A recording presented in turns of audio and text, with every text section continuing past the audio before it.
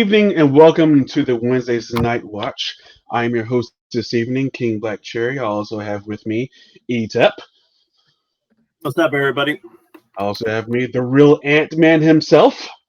What is up, everybody? How are you doing on this fine Wednesday evening in the month of July? Or you may call it as King Black Cherry's birthday month. That's true. He gets the whole month for himself. I have to share Absolutely. mine with this guy over here. we're summer kids, though, man. That's a good thing. We're summer kids. That's true. Yeah, that is true. That How just is you means guys' weekend? our parents were bumping uglies in the fall. I didn't say that. I don't like hearing They had to stay warm, that's all. They had to stay warm. Exactly. How's our weekend? Well, Yeah. 4th of July is pretty baller. A lot of food to eat. Hanging out with good people, and Ann will be here, and our friend Rob was like shooting out fireworks, man, lighting up the whole neighborhood and all that stuff. I saw you're shooting out fireworks too, Chris, lighting up your whole neighborhood too, man. Yeah, that was fun time. I don't know what it is, man, but I felt like I think all 4th of July are kind of like that, but this one I think most cities or towns are a little just shooting up their own fireworks and all that, doing their own thing. So it's fun, man. It's fun seeing everybody going there, having a good time, shooting up fireworks and all that stuff in our neighborhoods, and it was pretty good, man. And I thought honestly, you seem like you put up a great show over there because I saw we posted on our site, and you're lighting up the whole sky and all that. So, and these guys were lighting it up too. So no hands were blowing off. Thank God. Nope. We all got our fingers. Nope. So we shoot up fireworks, but we do it safe. So hey, man, good times. What about you guys? Go ahead, Ant. My weekend was pretty much the same as yours there, Pete. I had a nice 3-day weekend. So my place of employment gave us off on Friday, which was that's nice. This was nice. So I had a nice little 3-day weekend. Had fun at the little shindig we had at a friend of the show, Shauna's house. Her and Rob hosted us. But it was fun. I'm dieting right now, so I just ate a lot of meat, and that was about it. Nice. How is dining going, by the way? It's going rather well, Pete. I've already lost 9 pounds. So wow. Congrats, man. Thank you. I got to do that myself, actually. I got to start dieting. Still very far, about 60 pounds away from my goal, but I'll get 60? There. 60. How much you want to weigh?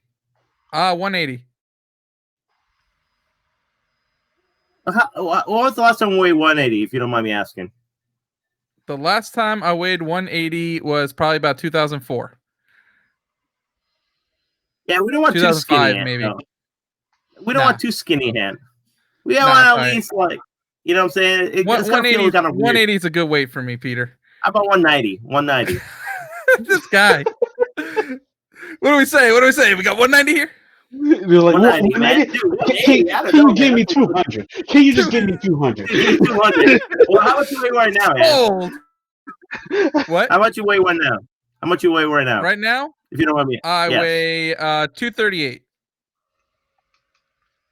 Yeah, 200. So, and that's coming down from 247, which was absolutely ridiculous. So, yeah, it's now that we're all getting older, we're on our not middle age, but close there. I mean, but I mean, it's we got to watch our diet, Yeah, you're younger than us, Chris. I'll give you that. But I'm saying though, it's like once you get older, and we all know this, all the stuff you eat doesn't really, our metabolism doesn't really break it down so much. So, hey, man, watch your diet, guys. Watch what you eat and exercise. This is a public service announcement. This is a public service announcement right there. Absolutely. Watch your sugars. Yeah, watch your sugars. Oh yeah, definitely watch your sugars. Yeah, there you go. Thank you. Get some support from your fam. What's up, Tabitha? How you doing? Assuming was meant to say hi instead of just H. Hi. I understood that. So, Chris, how was your weekend, man? Weekend was all right. I guess okay. My phone ended up taking a dive into dishwater, so that was fun. That Oh was no. That was $200 to repair. And then shot off fireworks. Everything was great. We ended up shooting off about like $2,000 worth of fireworks. Damn. And what I posted on the site was actually the finale of it. We had like 8 boxes that we all like four of us lit off at the same time, and that was just like literally all the boxes. But literally, I had two to light, but my first one lit, but I couldn't get the second one to light, and then everything just started going off. I was like, crap! I moved out of the way, and then like as soon as it started kind of die down, then I pulled it towards the one that didn't light, pulled it towards me, lit that one. That's what you see at the end, keep going off. That was me lighting that one, and everything was fun. Everything was good.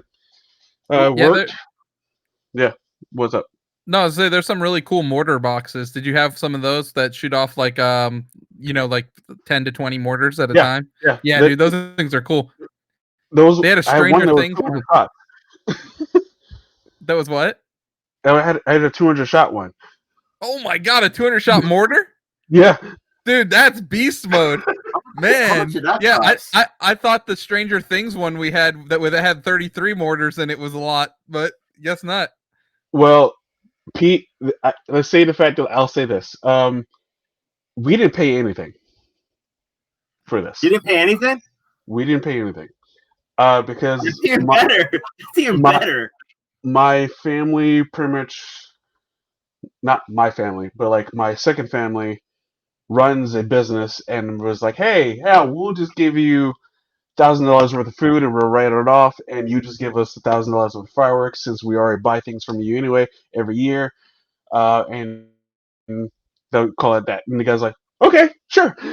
And then brought the food, we got all the fireworks. He's like, all right, looks like we have about $2,000 worth of fireworks. Since it's BOGO, you guys have fun, be safe, catch you later.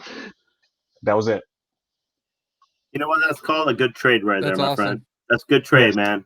That's Absolutely. that's you see, that's what happens, man. You know, like dude, that's great, dude. I love that, dude. The fact that you go over there and you didn't have to pay for anything. It's awesome, you know. And they got something they wanted, you guys got something they wanted. So awesome, fair trade, man.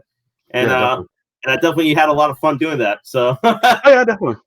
Yeah, oh man, it's gotten to the point now where like I don't even use like lighters anymore. I use like those the torches that the chef uses to like caramelize. Yeah. Like Oh my gosh. I use that. That's I don't even use professional lighters. right there. I mean, because lighters, you freaking like they go out so much, and you're just like, oh my god, this is so annoying. So you just get like a mini blowtorch, and everything will be fine.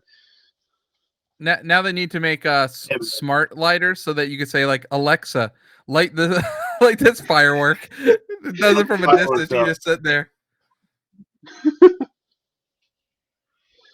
But yeah, Awesome. that's pretty much it. Now let's get into some breaking news. Oh, companies can use anything as write-off. I do, and I own my buzz. Oh, that's great, Tabitha. That's awesome, Tabitha. All right. All right, breaking Breaking news. news. Do you guys have any breaking news as of right now? Nintendo is putting some games on their online service that Pete might be interested in. Oh, what? Donkey Kong Country? Natsume Yeah. Professional Wrestling or whatever it is, and Yeah. then The Immortal. What's the Immortal about? It's from Electronic Arts. It's for the NES. I don't know what it's about. I never played it. I'm gonna guess it's like a old school like horror game. You know, I'm kind of glad. I wish Nintendo did that like every month instead of doing it every like once in a while. I think it's stupid that you have to wait for whatever for them to do anything for the game. Because I'm sorry, I know we don't pay that much yearly for the online Nintendo Online. I know it's only $20, but still, man, these games are not that expensive to make or whatever. It's only literally Super They're Nintendo. already made. They just have to put it on the service. Yeah, they're already made. It doesn't All you cost need to them do is jack. put it out there. It doesn't cost them jack. So I think it's stupid the fact that, because I know like if I'm a PlayStation Plus member, and they gave us at least 2 games, but it's literally AAA games. It's not just like sometimes it might not be just smaller indie games, but a lot of times it's AAA games. I think I got this. Our last month was Call of Duty World War NBA? II, whatever. Oh, And Yeah. what's that? Call of Duty World War Yeah. II, NBA is this month. and then Star Wars Battlefront 2 last month, and this Yeah, month exactly. is 2 AAA NBA games right there. 2K20, Yeah. and I forgot the other one. Oh, Rise of the Tomb Raider and That's Erica. But I'm freaking saying though, those Forget are about that bonus game. AAA games you're giving us. AAA games, huge games that you have to pay $60 or $70 or whatever. And Nintendo's giving us games that are not even worth $5 and all that. Like, come on, Nintendo, do a little bit better. At least Shut your monthly, mouth again, man. Pete. Donkey Kong Country worth $5. Get Well, out I'll of here. get more like $10. It depends, but hey, man, nothing wrong with Donkey Kong Country though. I love that game. So I love me And some Donkey Kong Country. That soundtrack alone is worth the price of Yes. entry. absolutely, 100%. But are you replaying it again, Anthony? Though I probably will. I'm not gonna lie. I love that game, dude. I could play that game a million times. Yeah, it was I could beat it. definitely. I could beat it in like 3 hours, Chris. So it's not really like anything. 3 Like, hours? it's Sure. not. Yeah, I could beat it in about 3 hours. You do a So speed it's run. not like really. What? do a speed run. You want me to do a speed run? I'll do a speed run on that game. Yeah, you should, man. So what breaking news we got, Chris? I know. Oh crap! I don't have it in the slides or anything like that. But Ozark is coming out with a new season. Nice. It's going to be in 2 parts, according from what Jason Bateman has said and what has stated. I have not yet seen season 3 yet. Is season 3 good? That ending, bro. That ending. Yeah. Oh, dude, yes. Like the ending is so phenomenal. Like when it happens, you're gonna be like, "Oh shit!" Duly noted. Duly noted. But That's all I'm gonna say about that. That's all. I Well, think okay, have so for I got a little breaking news right here because I What's know up? Chris, you released a new trailer for Halloween. What was it? Halloween. What's it Kills. called? The new sequel. Halloween Kills. Halloween Yes. Kills. Yeah. So unfortunately, it's the movie has been pushed back. No Halloween this year after all sequel pushed a whole year. So we have to wait till next year to get the sequel to Halloween. Halloween Kills. So that's a shame.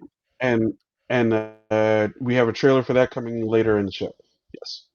Awesome. Ooh, no, reaction my bad. trailer? Spoiler. Did not watch it yet, so that'll be. Yeah, it's a teaser. It's a teaser. And then here's another breaking news: a Ready Player One sequel novel. It's going to be published this November. So you know how Ready Player One 2 was based on a book. Ready Player 2, I guess. So that's going to be sequels. So hopefully we'll see a sequel to that movie as well. So they're coming up with a new novel. But overall, nothing major in news that I see. So, All right. Chris, do you have Let's a go. certain system that I prefer slide on here? Yeah. Okay. That's actually. Yeah, it's up there. it's going to be a big topic, Ant. Well, it needs to be. Because I know you love talking about that stuff.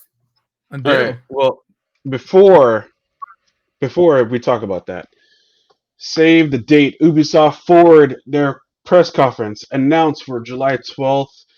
I work that day. It's a Sunday, so I can do your live reaction. I can do a reaction to it afterwards, unless Anthony, you want to do your reaction to it, or Pete, or both of you. I can do it. Want to do it? Unless you'd rather me wait for you. This Sunday, right? Is this Sunday, right? Yeah. Yep. Hey, I am off this Sunday, so we can So do a both of live y'all can do streaming. a reaction to it. Yeah. All right, Sure. there we go. All right. There you go. It'll be happening 12 p.m. Pacific Standard Time. So I'm assuming that'll be. So Chris, 3 did you decide to work this weekend? We all had it off, right? Did you decide to work this weekend? Yeah. Couple of people I work on vacation now. I was like, all right, fine, I'll just work. That's fine. It's so funny because I could probably pick up, but I'm like, do I really want to pick up? I'm just kind of like, I'd rather just have to, I was looking forward to this weekend. Saved my days off, even though I was I was like, yeah, 4-day weekend sounds nice. Oh man, Knack 2 is $5 right now on PSN. Knack 2. Because Knack 1 was so great. So, what is Ubisoft like? Do you know some of the games they're going to be talking about? Or Watchdog Legions. Watchdog Legion, Assassin's Creed Valhalla. They're going to talk about their free-to-play game Hyperspace that they let PC gamers play this past weekend. It was actually pretty fun. It's kind of like a battle royale Overwatch kind of a mix in between there. It's actually pretty fun. Let's see what else. And the other games they're going to announce, probably going to talk about Just Dance again for like the thousandth time. They may And it'd announce probably be coming to the Wii still. Yeah, probably. And, it's Far so Cry true. 6. Though. It's so true. Possibly, maybe. But other than that, that's about it. I know during the press conference they're giving away Watch Dogs 2 on PC for free. Yeah, so I will probably have to get that. I just actually finished that game too, actually. The second one? Yeah. How was it? Good. It was actually really good. I enjoyed it. You know, it's fun about Watch Dogs because the first one I know got some like flack because they say it's a good game, but could have been a lot better. And the hype. Yeah, because you can't shoot out your car while you're driving. That You is still kind of can't do stupid. it in this one. What? Come on! But that wasn't the like. It's not the main mechanic in the freaking game though. So I mean, I was like, No, I that's get true, it. but it's like, come on, dude. I was doing that in like Grand Theft Auto 3. Yeah, but like you're not controlling other cars though. Could you control other cars in the first one? I don't think so. Yeah, you can control other cars where you're in your own car and have them veer off the road. See, that's why Teslas are bad news, man. Yeah, hack right into those Teslas. Yeah, but that's funny. Ubisoft's conference this Sunday, so guys, be on the lookout for that. Pete and Anthony will be doing a live reaction to it. What time is it going to be in? It's Time's at gonna 12 be the p.m. time?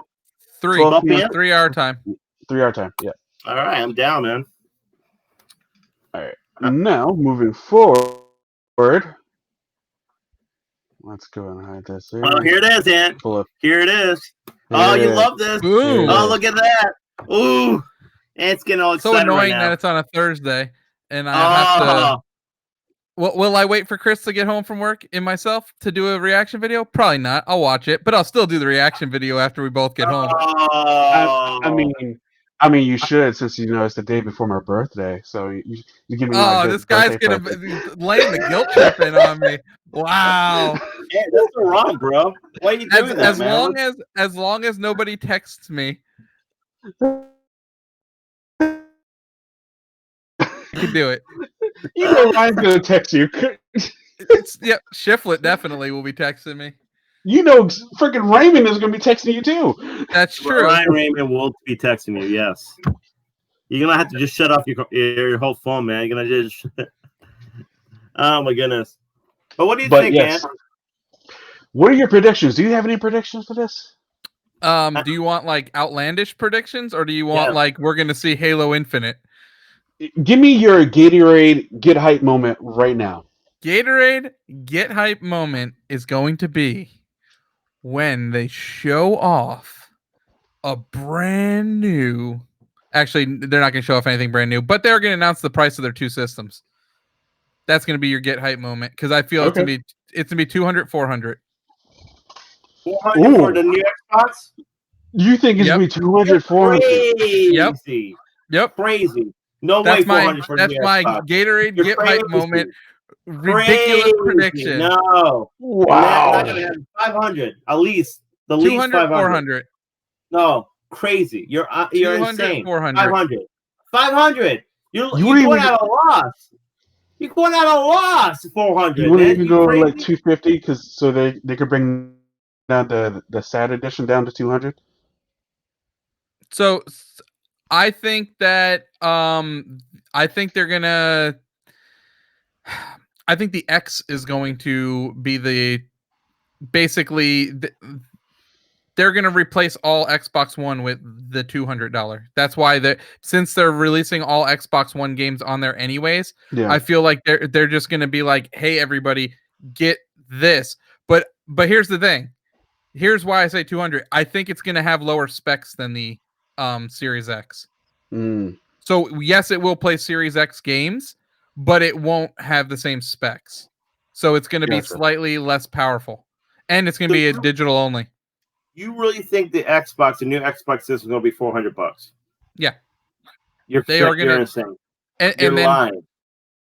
I might be No. insane, but you know what's going to be funny after that is when Sony does the same thing and says $400, and then you're going to think I'm really crazy. See that. 450 at least the minimum. I think 450. Or I think it's both going to be 500 out the gate. No way it's going to be 400. They need to do what my favorite wrestling group in NXT needs to do, and that's shock the system. No, you can't do it. I'm sorry, man. It's not shocking the system. It's making money. I don't see. And the thing is, I feel there are people. Here's the thing: is they don't make money off the console. They make money off people subscribing to Game Pass. True. So for $400 to get you, here's the thing, Pete. If you could get a new system for $200, would you do it? Brand new system. $200? No, the $200 one. A little less powerful, but $200 out the door. Sure, 200 is not much. Like, there's a difference between 200 and 500. You know, there's a huge difference. Absolutely, but that's what I'm saying. If they could get you to buy in at 200 and get Game Pass, they've already done their job. Yeah, I agree with you that, because I'll be honest, man. I got a house, I got bills, I got other stuff I got to worry about. I can't just be spending stuff that is not like. This is to me like what I'm spending when I'm having fun. This is what I enjoy. You know, stuff like this. And that's if you want to have fun. You need an Xbox to play with your friends. So, like, when you say like the difference between 200 and whatever, or 405, that's a difference. You know what I'm saying? Yeah, you're only paying it straightforward, but still, you got to buy the games. You got to do all this stuff. I think if there's like, here's the thing: is if PlayStation come in at 400, that's a good price. If their digital only one is only $50 less, I mean, why would you get that one? Like, I'm gonna get the disc tray every single time. It needs to be like something substantial, like probably like 100, 150 at least, because just to take out my disc tray, like, you're limiting. I'm saving $50 to have my options limited. Like, that's what I feel like. Here's my question, guys. Has it become cheaper to make these systems now over the years, or is it still as expensive? Because we're talking about like the graphics and everything else that you put into making these systems. It's all relative, Pete. So it's all relative, so it doesn't matter really, because it's what you're. Well, Scriven says 400 is a great price. I agree, man. If it's 400 for the two new systems, absolutely, that's a steal. But I just don't believe it. I think it's gonna be 500. What you think about being like what's cheaper? It really depends on how much the parts cost for the system. It's all relative, really. Again, we paid what $600 for a PlayStation 3. That the technology is pretty aged at this point. Yeah. Well, exactly. Yeah, and at that time, the PlayStation 3 had the Blu-ray. You could play a Blu-ray, and that was a big thing at that time. So you had those two components in there, of course. Yeah, exactly. Yeah, those. That's why at that time, it's not only you get a PlayStation 3, you get a Blu-ray player as well. So that was a huge selling point. You get 2-in-1 kind of. So I think that's why at that time it was 600, which was ridiculous at that time, and a lot of people did not buy the PlayStation 2 at that time. Later on, it became a big seller. But but my whole thing is, it really, when you think about it, like the Blu-ray has become obsolete in some ways. You know what I'm saying? Now it's all streaming. So you don't really need disk drives and all that. You don't have to. It could be all downloadable if you want to. But yeah, but I still feel like lack of disk drive needs to be more than a $50 difference, because here's the thing: is I could still pick up games physically, or I can borrow games physically from my friends. And that'll be at a cheaper price. The funny thing, though, is really about this console gen is it doesn't matter if you have a disc drive, because you have to download the full game on your hard drive anyways to play it. It won't read off the disc drive anymore. Yeah. My whole thing is, though, Chris, Gatorade Good Night Moment. What is it, Chris? All right, go ahead, Chris. Yeah. Gatorade Get Hype Moment is, god dang it, I can't say it because it's a story that's going to be later on. But that is my Gatorade get hype moment. Is that they come out and announce that, and if they come out and announce that, I'm like, okay, I, I understand. I see where you're going with this. But if I had to actually really say what another get hype moment is, for me personally, it would be something along like the fact of like, I don't know, if they announced a game that was available like along with Halo Infinite day one, that's kind of like a AAA title that Like like no Hellblade. one no, everyone expected Hellblade, something that's unexpected, something that's not announced, that's like a AAA, like, hey, yeah, guess what? It's coming day one. Uh, Xbox Series X. What if it was one of the games they already announced? Like, what if it was like Everwind from Rare? That'd be cool.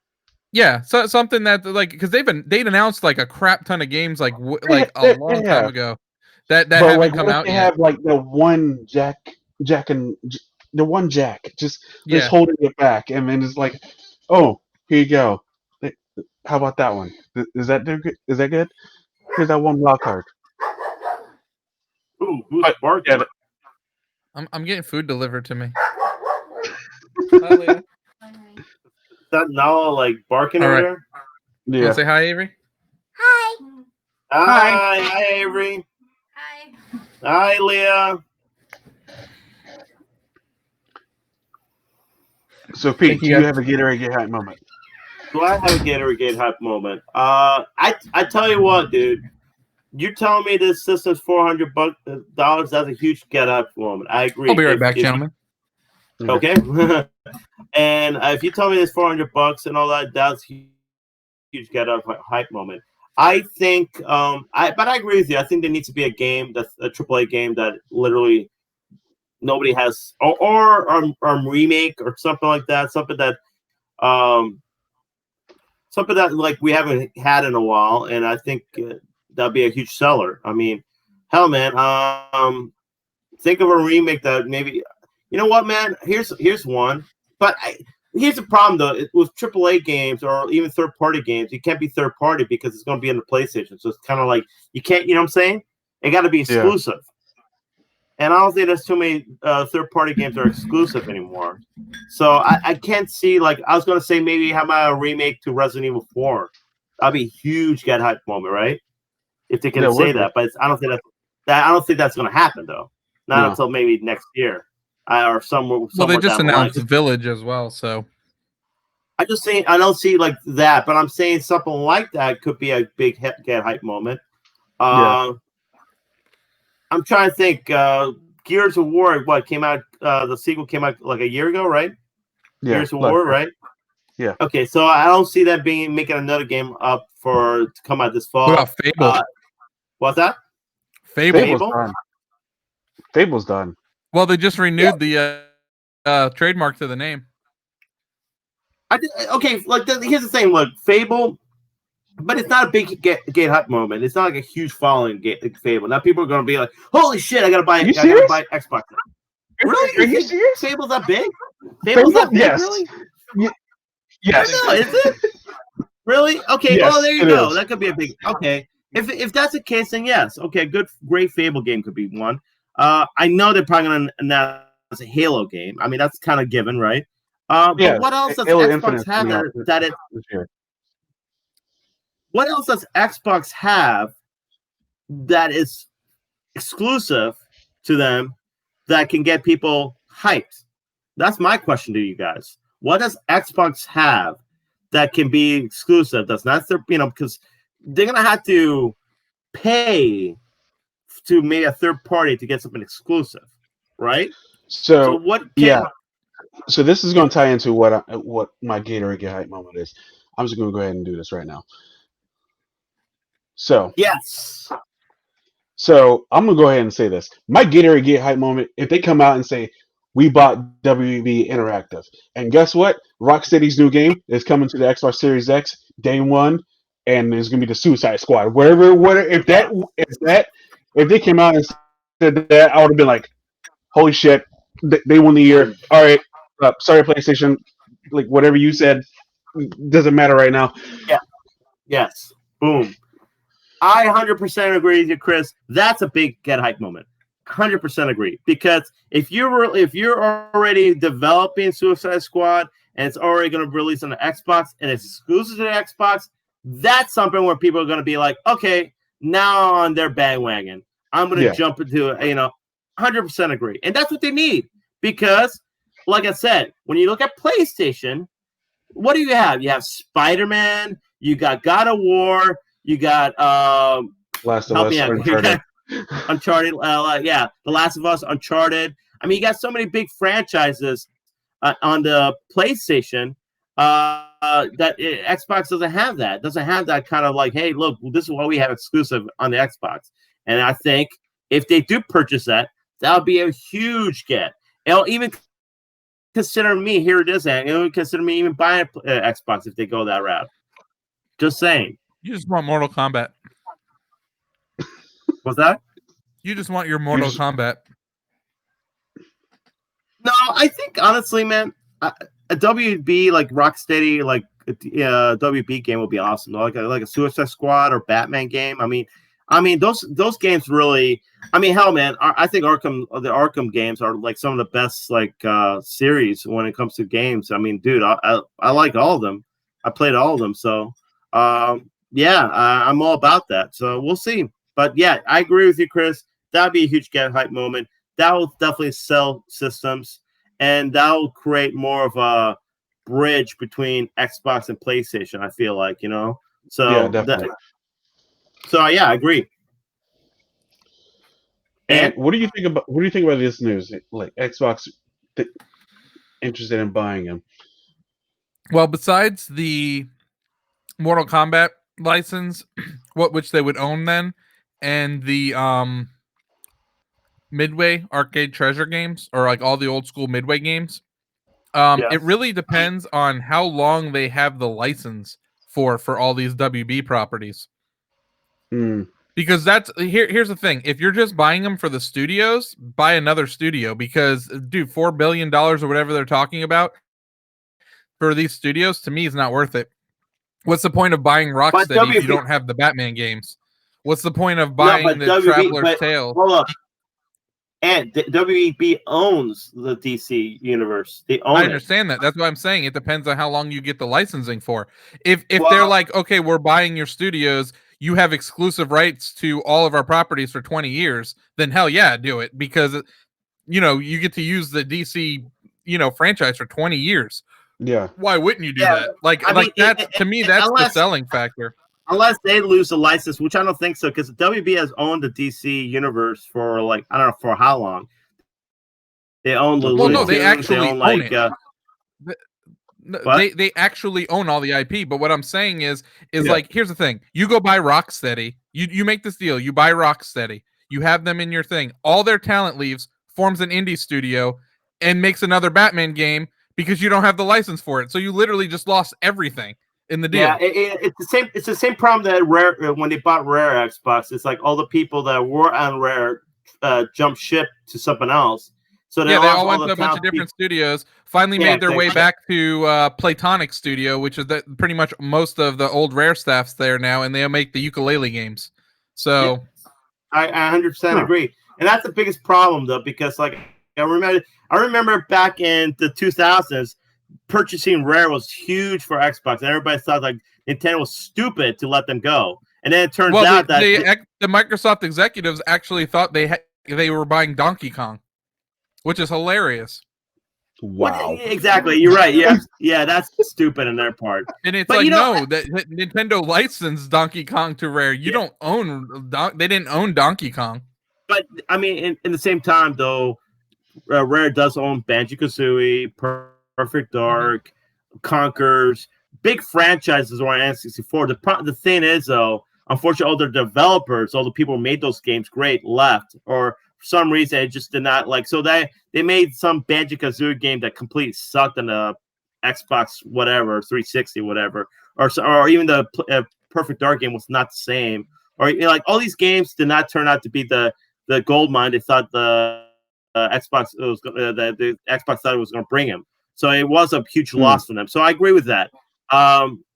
That's definitely a good thing. But like I said though, if like you said, they can keep all their guys and make exclusive, that's a huge get. But I agree with you, man. It depends on what the deal is, because if if like say you end up getting like whatever, and all these developers go somewhere else, whatever you're what you're getting a shell of a former company.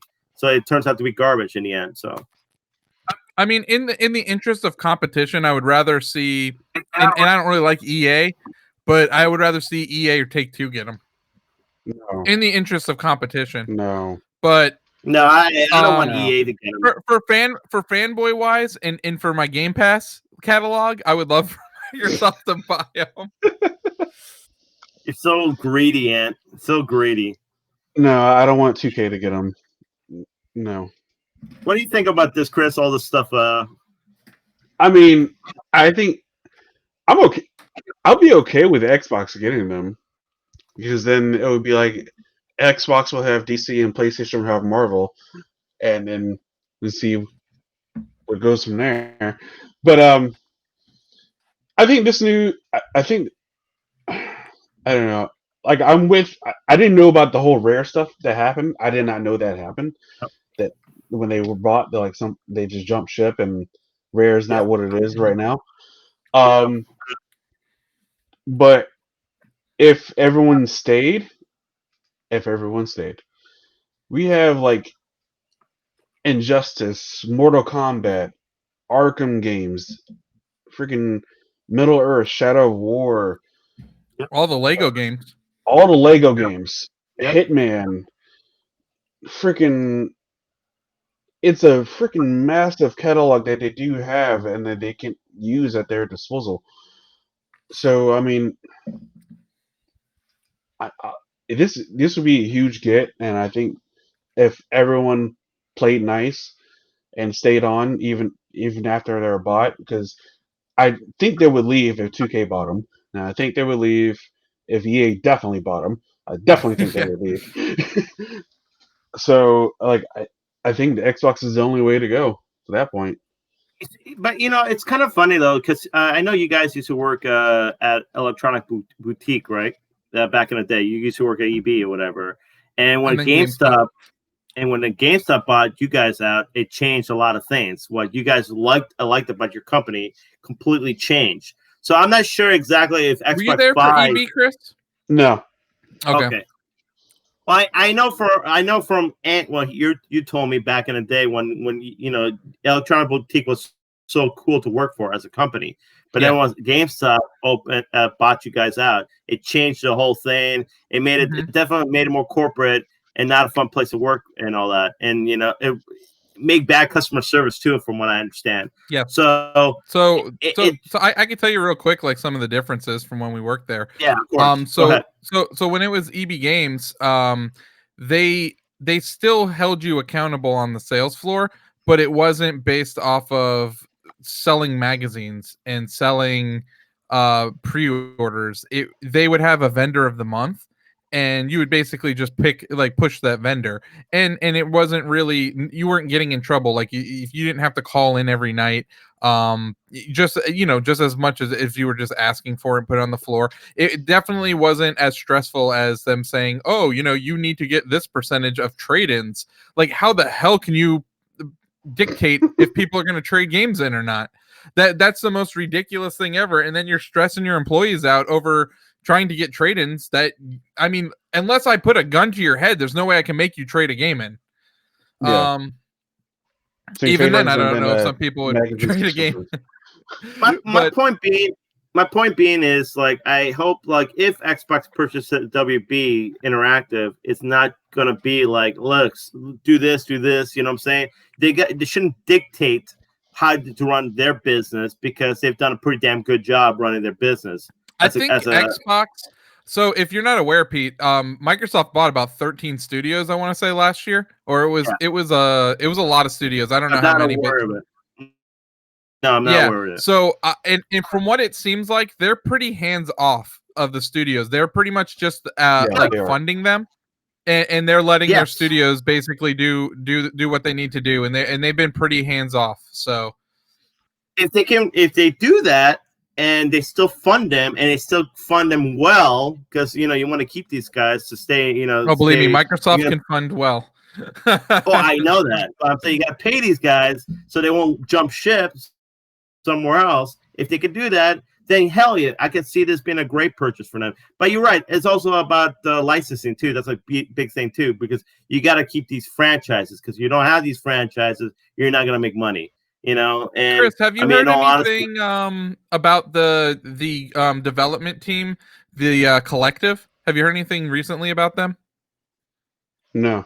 So I haven't heard anything like recently, and I think they're going to make multi-plat games. But it was somebody that left Uncharted, that was a director for Uncharted, and they started this group called the Collective.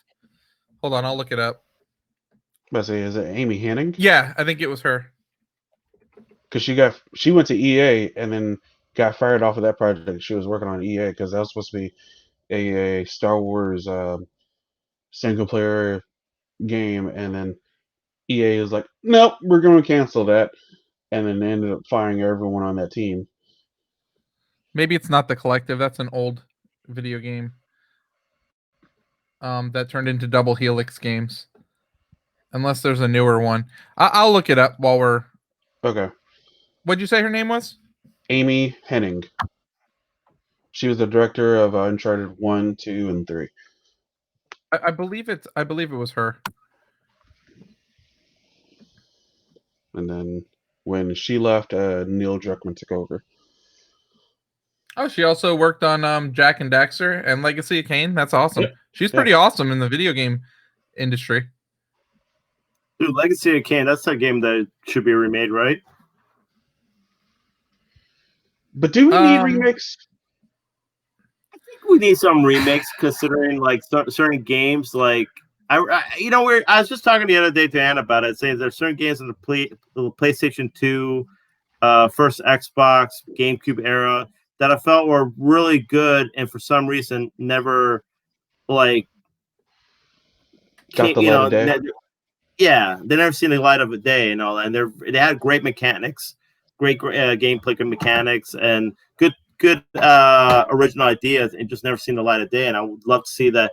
Imagine having HD graphics and all that, updated graphics, and and stuff like that, and see where those franchises.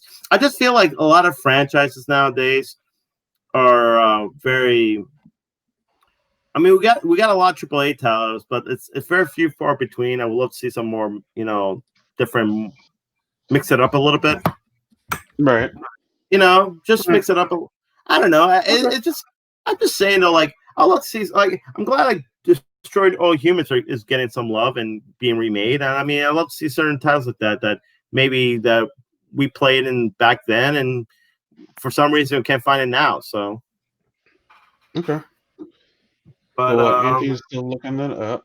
We're going to just go to the next. Go to our next topic. Oh, this is a good one. I like this topic. Okay, so I'm going to go to basis off where I'm getting this from. Yeah. So NBA 2K21 released their cover athletes and whatnot.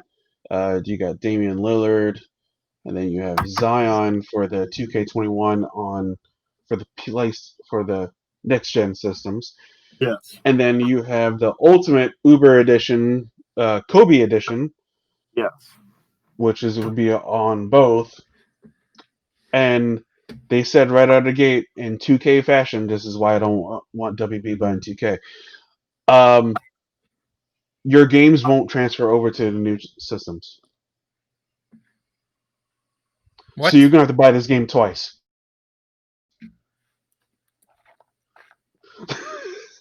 Also, so why don't they just charge you $70 and then just give you the free delivery of the upgrade? They're not transferring over, so I mean. Also, as well, why is this a question? Why is this a topic? Oh, because 2K21 on the next gen systems is $70 compared to $60. That's crazy. This is the first price we've known for a AAA video game to the next gen systems. So $70 is going to be the new standard going forward. Here's my question, though. So I know Ant's a big fan of Game Pass. My whole question is, how much you pay for Game Pass, Ant, a year? A year? Yes. It doesn't go by year because you normally get like deals throughout the year. Yeah, it's hard to say, and it's also it includes your PC Game Pass, and it also includes Xbox Live, so it's like all bundled together. I would say normal deal you get 6 months for probably about $45, so it'd probably be about 90 for the year, less than 100, definitely less than 100 for all three services. Do you think that they're not going to raise the price of Game Pass if they're charging $7? It makes no sense to me why they're not going to raise the price of Game Pass. What? No, they're not going to raise the price of Game Pass. No, but it makes no sense as being like for us as a consumer to be like, why would you purchase a $70 game when you can pay for what you're saying, like $90 for a Game Pass? I ask myself this all the time, and people still bought Minecraft Dungeons on other systems. Like, I don't get it. Like, people that have Game Pass still bought it on the Switch, and I'm like, what? I'm saying, as a company, like, why sell this when you can just do this? You know, just go over there and wait for the game to come out, and then sooner or later come out on your Game Pass. Here's a true story for you. So one of my Game Gravy buddies from back in the day, Alonza. Do you remember Alonza, Chris? Yeah. Okay. So he messaged me last night and he's like, "Hey, you want to play Halo?" And I'm like, "No, I'm playing Rocket League. Why don't you jump on? Why don't you jump in?" And he's like, "Oh, I don't have it."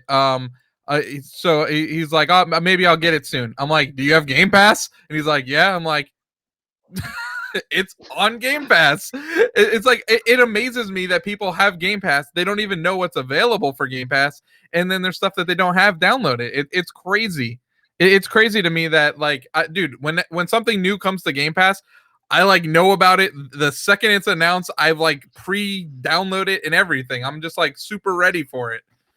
I don't know. Maybe I'm just a video game nerd. Who knows? Yeah, you kind of are actually, buddy. You kind of are. But Chris, what do you think about this? $70 for a game? Would you pay $70 for a game? Nobody's gonna pay $70 for a fucking sports game. Nobody's gonna do it. 2K, get off your high horse and lower the price down. But Chris, someone will do it. Somebody's gonna. Here's also the thing: $70 for the base game. Not only that, you're gonna spend an extra $50 just to get your character up to an 85, just so that he can maybe possibly play online. They actually probably be somewhat good. So you're talking $120 for him to play this one game, and that's just for one character. 2K, what is wrong with you? That's just crazy. How much is gonna be for the like the Kobe edition? It's a Kobe edition, Black Mamba edition. Gonna be like $100. Yes, the Mamba edition is $100. Oh my goodness! I'm sorry, dude. So I'm sorry. Hold up, before you say anything else, that's kind of distasteful on my part. The man died this year. I mean, the man. Yeah, and you're making money off his legacy. Really, you're really making money off his legacy. That's probably pretty distasteful on my part. It's memorializing him, though. Like, I get it. As long as they donate, as long as they donate the money to his family, I'm good with that. They should. Or donate to a cause, or a cause that his family chooses. That supports. Because I'm sure they're set. I'm sure they don't need money. Set for life. I know, but come on, man. I'm sorry, dude. Like, people love Kobe, and they know they're gonna pay $100 for the Kobe edition because people love Kobe. But come on, man, you're making money off his name. Please take that money, and you're right, donate it to a cause under his name or whatever. Please do that. Because I know you guys don't need the fucking money. Sorry. I would agree. I would agree with that sentiment, Pete. So, Chris. So it's called The Initiative, and it's headed by Daryl Gallagher, who was actually the former head of Crystal Dynamics for the new Tomb Raider games. Oh, okay. And I guess it's in Santa Monica, California, which is by Santa Monica, obviously Sony. But I guess what I guess it's a studio, and they're gonna make single player the games that you enjoy on PlayStation. What do you call those? Narrative games, I guess. Like Yeah, yeah. that's their whole like purpose, is to make games like that. That'd be So awesome. that will be that might be the Xbox studio that you really enjoy. The Yeah, initiative. probably will be. I'll probably get into that. Yeah, that'd be pretty cool.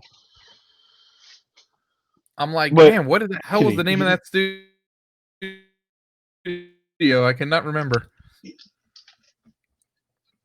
You have not yet given your opinion on the $70 for a video game. Would you pay $70 for the sequel to Jedi Fallen Order? Chris, I don't even Me or pay him? $60 for video Me? games. I have a hard time paying trying to go for a game that you really $50 like. for a video game. What was that? I'm trying to think of a game that you probably really like on Xbox that you can't get on the Game Pass. They ain't much. That's what I was thinking, like Fallen Order 2 or something. So pretty much the only games that I've purchased at full price in the last year are Nintendo games, and even those I go to Walmart now because they're like $50 for a brand new game out the door. That's true. Yeah, so to think that it's going to be $20 more than that number is I don't know, man. I don't know if there's a game that I would pay that much for. I'll tell you what though, I really want to play Ghost of Tsushima or whatever it's called. That game looks fantastic. Tsushima. Yes, it does. Yeah, I might purchase that game. I'm not gonna lie. All the games I purchase or like that I bought have been in like I usually wait till Black Friday or certain times when it's on sale and purchase them that way. That's usually how I purchase all my games. Like every single game I got usually has been on a discount price. So yeah, I'll never pay for a $70 game, and that game has to be literally like the best game ever for me to pay down front $70. I mean, it's or like I think I'll like have like a gift card or something like that. It'll never be my money. I'll never literally be like, yo, I gotta buy this game. I'll be like, either I have a gift card that was given from Christmas or my birthday or some sort of discount on like Black Friday. But yeah, $70 is way too much for me to buy one game. I think when I was when I was younger, yeah, sure, when I was younger, but now it's just like I don't know, it's too much to ask, and especially now, you know, in the times we're living right now, you know, I'm not trying to, you know, talk about that stuff, but the times we're living right now, how like it's hard, you know, like making money or doing stuff or whatever. Yeah, it's just unnecessary. I mean, I hope everybody realize, these companies realize, look, keep it 60, man. Just keep it at 60. People like, I think 60 should be the go-to to all games. It has been for a long time. Even I think back in the Super Nintendo era and Genesis era, I think it was around $50-$60. So anything more than that, unless it's some special edition, like ultra package, whatever bullshit that you guys try to do, fine, 70 or 80. If they want to pay that, go ahead, pay that. But games in general should be 60. Nothing more, nothing less. That's what I think. I think 60 with passes is fine. Like do passes so that way if people want to pay for it, they can. If people don't want to pay for it and get more content, they don't have to. Yeah. Exactly. Yeah, absolutely. Yeah, exactly. Just paying for the game. You know, if you want extra content, yeah, you can pay more money, but just paying for the game. Chris, what you feel the same? Feel the same? I will not buy a game for $70. That's no. I can't find myself doing it for $60 until Last of Us 3 comes out. If it's a game like this, I will shell a lot of money for. But that's what I'm saying, though. If it's a collector's edition, if it's something special, if they added more, yes, you will pay more money because you're a fan. Yeah. But for like just a regular game, you're asking for people to pay like that's just ridiculous, man. That's what I'm saying, though. Keep it 60. If like I said, you can make more money by adding all the other stuff, making a collector's edition. That's fine. The companies want to do that's fine. But keep it 60, okay? It's like I said, it works for everybody, and you guys are still gonna make your money. Because you know what's gonna happen? People are gonna just buy less games and just buy certain games and do maybe Game Pass or stuff like that. You know, you're gonna do subscriptions. Yeah. 100%. Because you on PC, you can do the EA Game Pass, their own Game Pass thing, and you get every single title that's like released, and you get it pretty much like Game Pass. You pay $90, not like $100 for the year, and you get access to every single new game day one. Same thing with Ubisoft. $15 a month, you get access to every single Ubisoft game day one. Ultimate Edition as well. It's Yeah. like if you're gonna come out with $70, that's what I end up. That's what I'm gonna end up subscribing to, and I'll just play it on my computer. I have no problem doing that. But Yeah, no, exactly. not $70 should not be the new standard. Definitely not. Yeah, I Yeah, agree with hopefully that. it's not. Hopefully it's not though. Hopefully the video game companies realize that and keep it to 60. You know who So this is going to help? This is going to Who? help indie developers. Yeah, oh yeah, 100%. definitely. I 100% agree. 100% agree. Because they're to be the ones who are most people will be purchasing games from. So 100% Yep. agree. Yeah. All right, moving on out of video game news. All right, gentlemen. There's some rumors going around here. Definitely some rumors about this woman right here.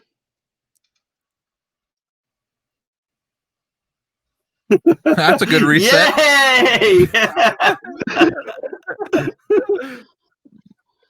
So, Na, na, rumor na, going na. around is Na, na, na, na. Hey,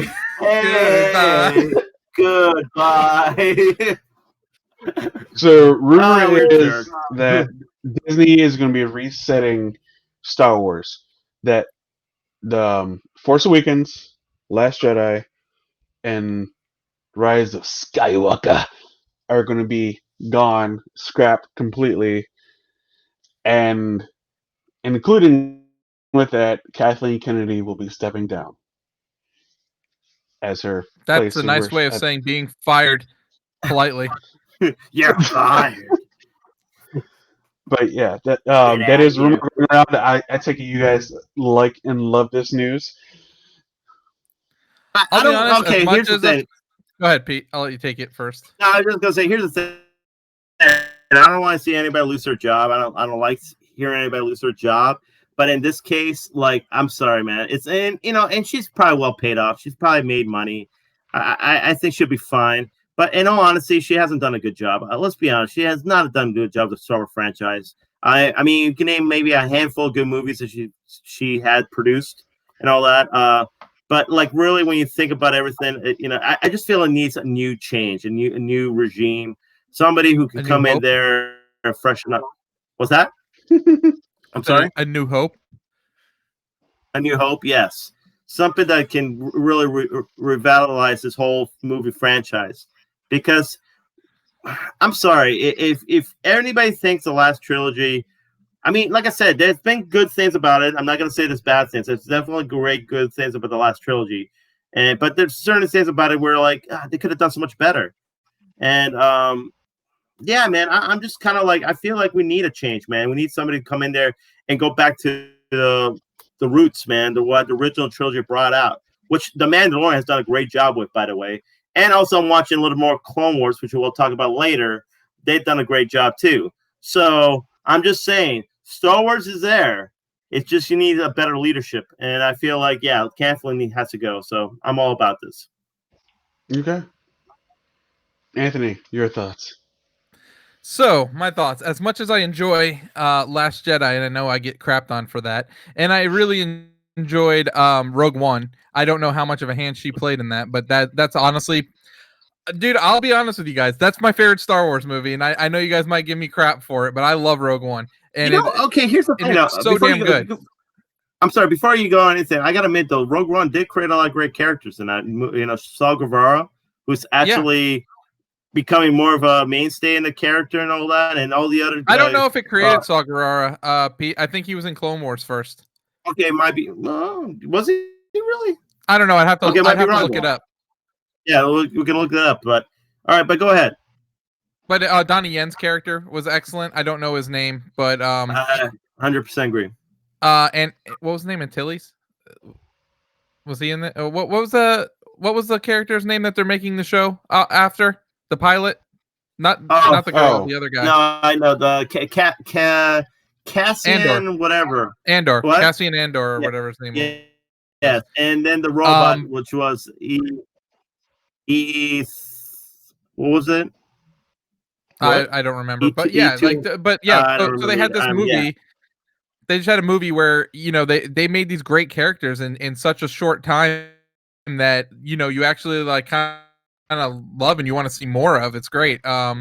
So there has been some good things she's done since Disney's taken over, but honestly, her biggest mistake especially with the new trilogy is not having a game plan going into it.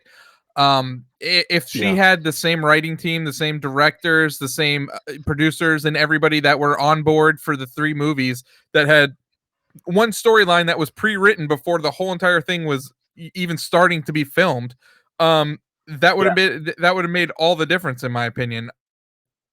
Even if you had it loosely written where you can plug in side stories in between the 3 movies. Like, I watched those 3 movies. Could you even plug a side story in? I don't even think so. No, like, it would have to take place completely like off the map.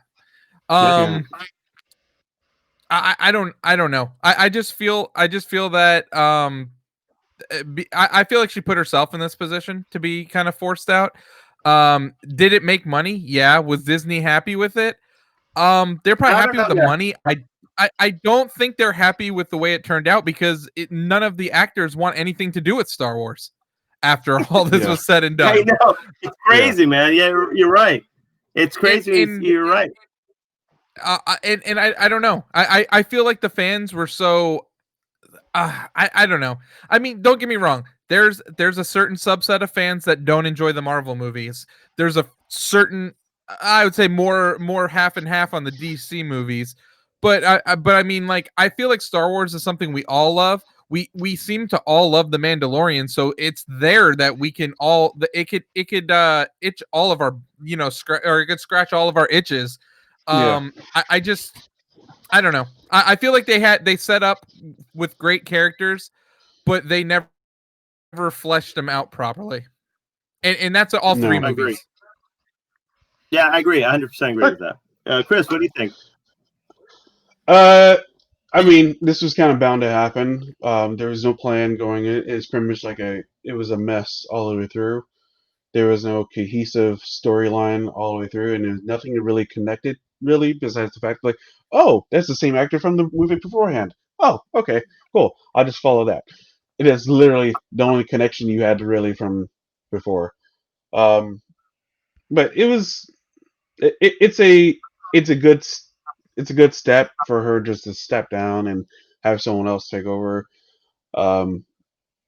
Possibly George could come back for it, or maybe Jon Favreau could come lead the charge on it.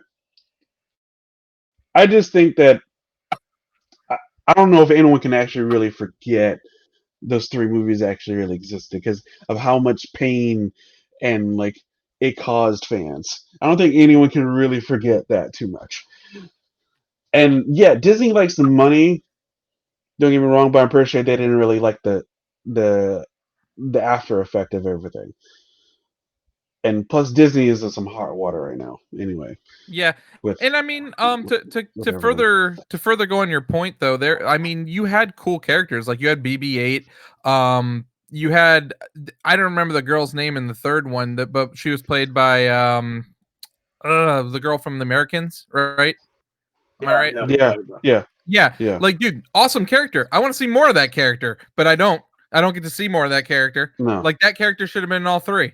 But here's the thing though, Ant. Like, and this is why I feel like the trilogies did not really pay off because, like, for like the first trilogy, like everybody loves every character in that. Like, even the side characters, everybody loved. That they became fans of. The original trilogy. Dude, there's even fans of the goddamn guy holding the freaking ice cream maker. Yeah, it's just like there's always fans. You always have fans, like, literally be like, "Oh, I love this character, this and that, and all that stuff." prequels, I felt like, unfortunately, I think they're fans of Obi-Wan. I think they're fans of Darth Maul and General Grievous and certain characters. I think they become more fleshed out during the Clone Wars, the anime series. This trilogy didn't do that great a job. I mean, more than anything. Exactly.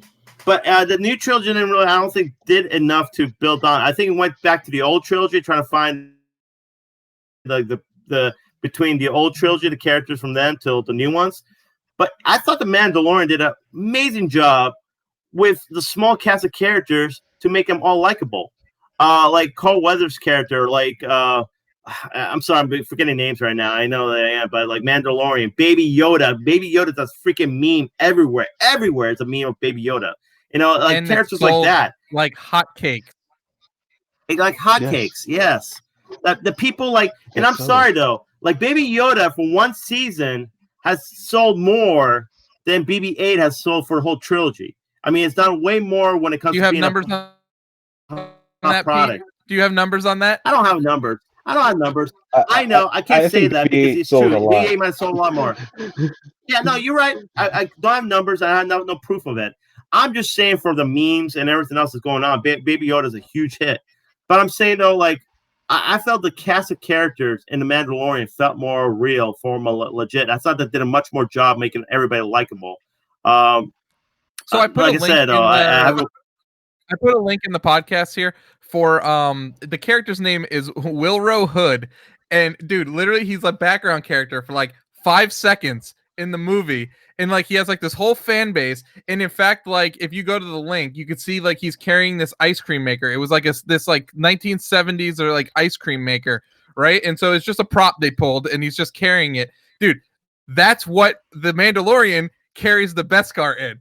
Like, how ridiculous is like the lore that they made? It's like, it's so ridiculous, like the minute details and how popular these damn characters are.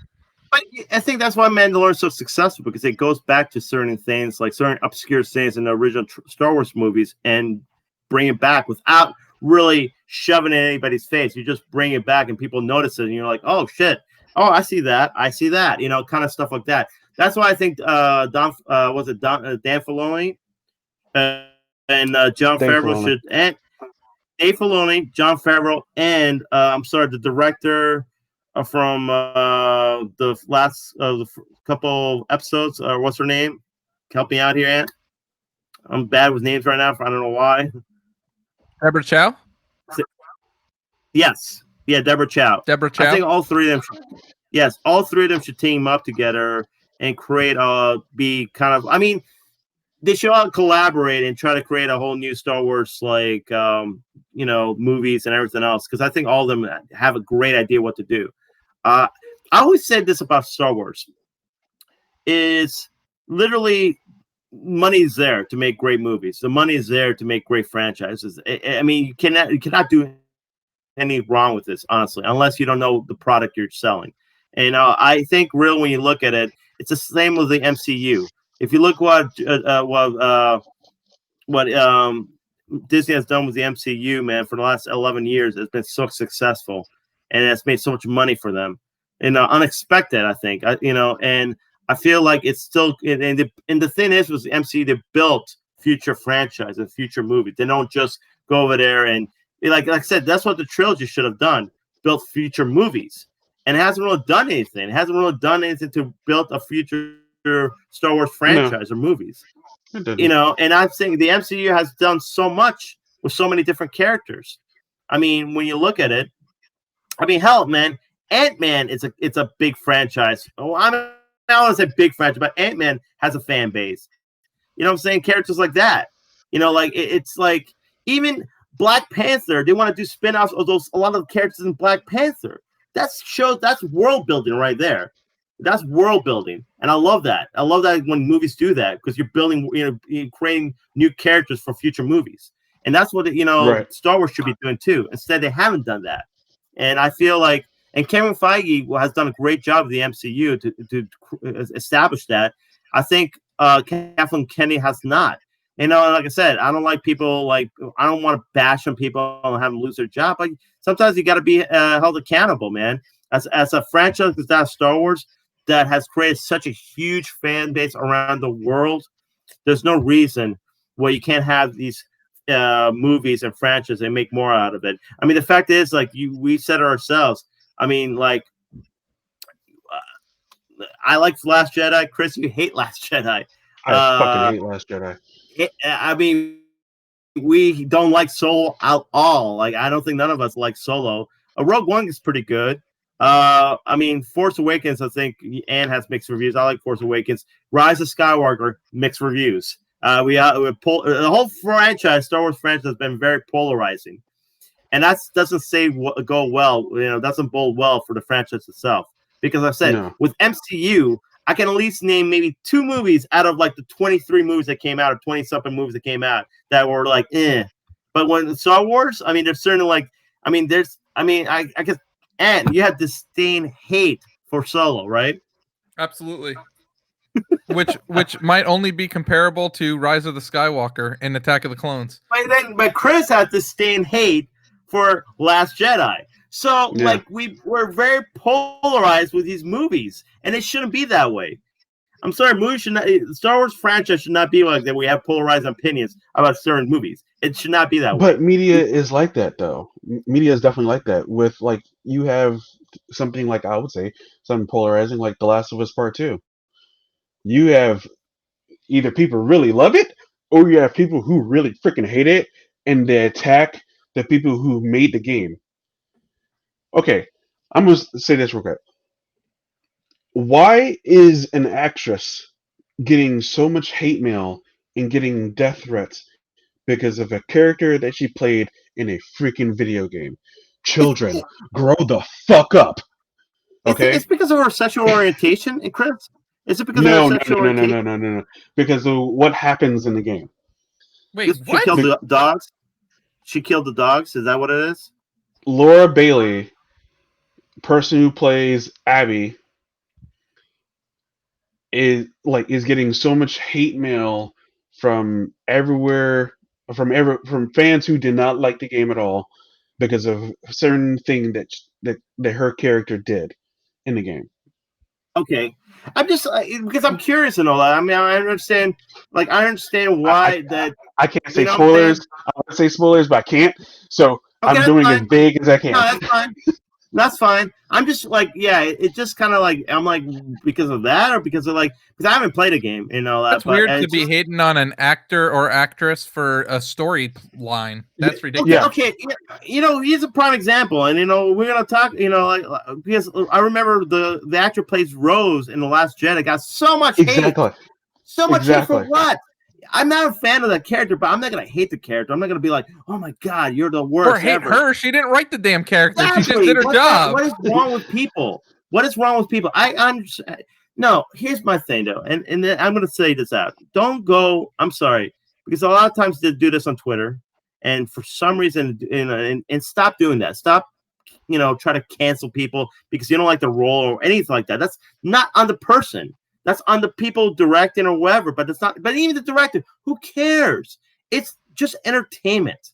Don't watch the damn movie and move on. Don't play the game and move on. That's it. Entertainment. You don't have to. If you don't like it, don't buy it. But that's fine. But shouldn't hate on somebody because of what you don't like. That's just ridiculous. I'm sorry, dude, and I agree with you, Chris. There's no reason that woman should get hated on in The Last of Us 2 for her portrayal, whatever she does. That's just stupid.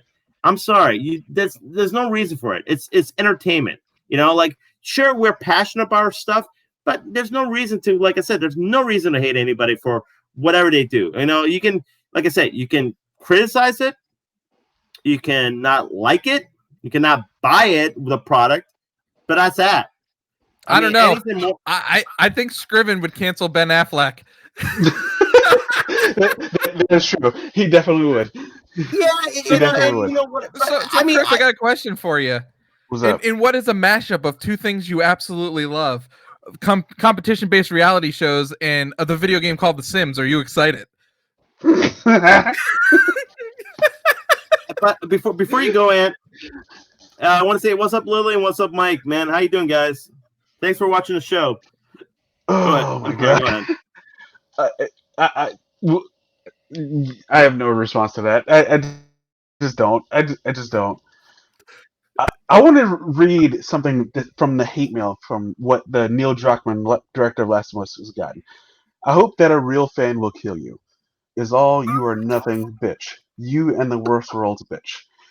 Why did you ruin such a good game for everyone? I hope you get fired, you gay and trans loving retard fuck.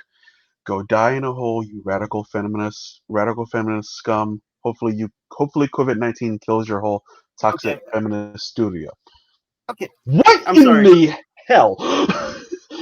Okay, here's the thing, guys. I'm sorry. And no, I don't care, man. It's stop. These people, whoever's doing this, stop. Just stop. Like It's we just can ridiculous. disagree.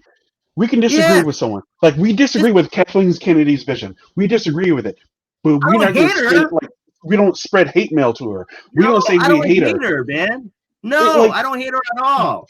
we just don't I'm like the direction she was going with it, and we'll exactly. just I'm leave it at that. upset with the way she did, but I'm never gonna go over to write a hate mail and say wish she died because that's just ridiculous. Do I not want her working as yes, I don't want her as a job, but that's about it. I don't want her to have that job No, anymore. she but could that's have a about it. job. Just she could go work for DC Not or that something. job. Not that job. If she has to go down down to the ladder, go right ahead. I'm okay with that. I just don't want her in that job. But I'm not gonna go spew hate. I don't give a shit how much I love something. That's just ridiculous. I'm sorry, it's just ridiculous.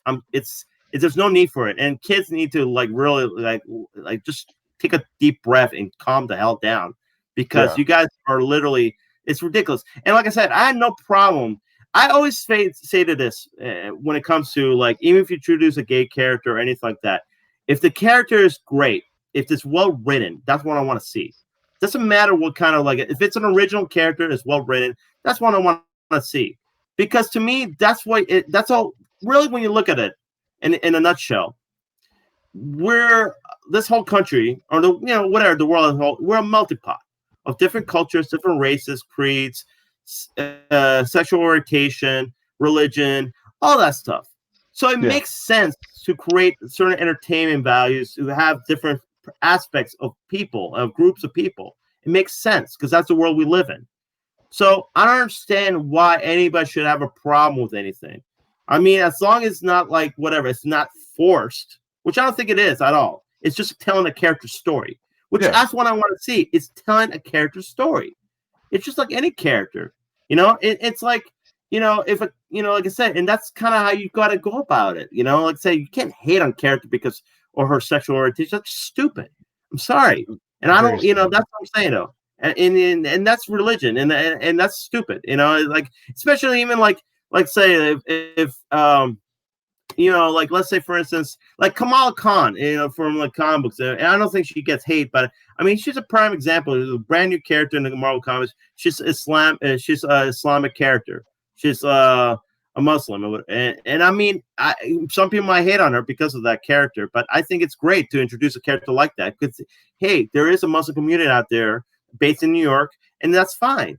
Great characters like that. I don't make great brand new characters, fresh characters. I like to see that more diversity in that sense, but create brand new characters, something that fresh and Right. new that nobody's seen before, and not forced, just natural, just being themselves, being people, And I'm sorry, dude, that's pretty much what I'm just trying to say because it's ridiculous when people hate people for whatever reason, and they think that's an attack on them. It's not, man. It's don't take it so personal, So yeah, it's stupid, Chris, and I agree with you. Nobody should ever write hate mail to somebody like that. It's just ridiculous. It's stupid and ridiculous. All right, moving on. We're spending a little too long time on that one. Yes, Let's hey, go my bad. here. You're good. We'll go to this one. So, Black Widow movie sees Scarlett Johansson handing the baton to Florence Pugh. Is it Pugh or Poe? Pew. Pugh. Pew, I'm saying Pew. Pugh. Yeah, pew. Okay, so was there wrongdoing with Scarlett Johansson with this and Disney? Did she want out? Like, No, was there? she actually I think she actually was game for handing it over to her. Huh? I think she said I think her attitude was as long as it's gonna create more female like leads, then she was game for it. I think she kind of I think she played out like her Black Widow anyways. Like I don't what more can they really do after this movie with Black Widow? Like I feel like the fitting end was the way she went out in Endgame. Well, and here's another thing too. Guys. I feel like the old Avengers, like Captain America, Iron Man, like I think they're just trying to pass the torch, phase them out, kind of. Phase them out and try to create new characters. Well, here's the thing: is your next Avengers is going to be Black Panther, Captain Marvel. It'll be Florence Pugh's Black Widow. It'll be Doctor Strange, of course. Spider-Man. So what was that? Spider-Man. You'll have Falcon as Captain America. So it makes sense that they're going to go in that direction. Because Hawkeye's going to get phased out too, and it's going to be what's her name that plays the new Hawkeye?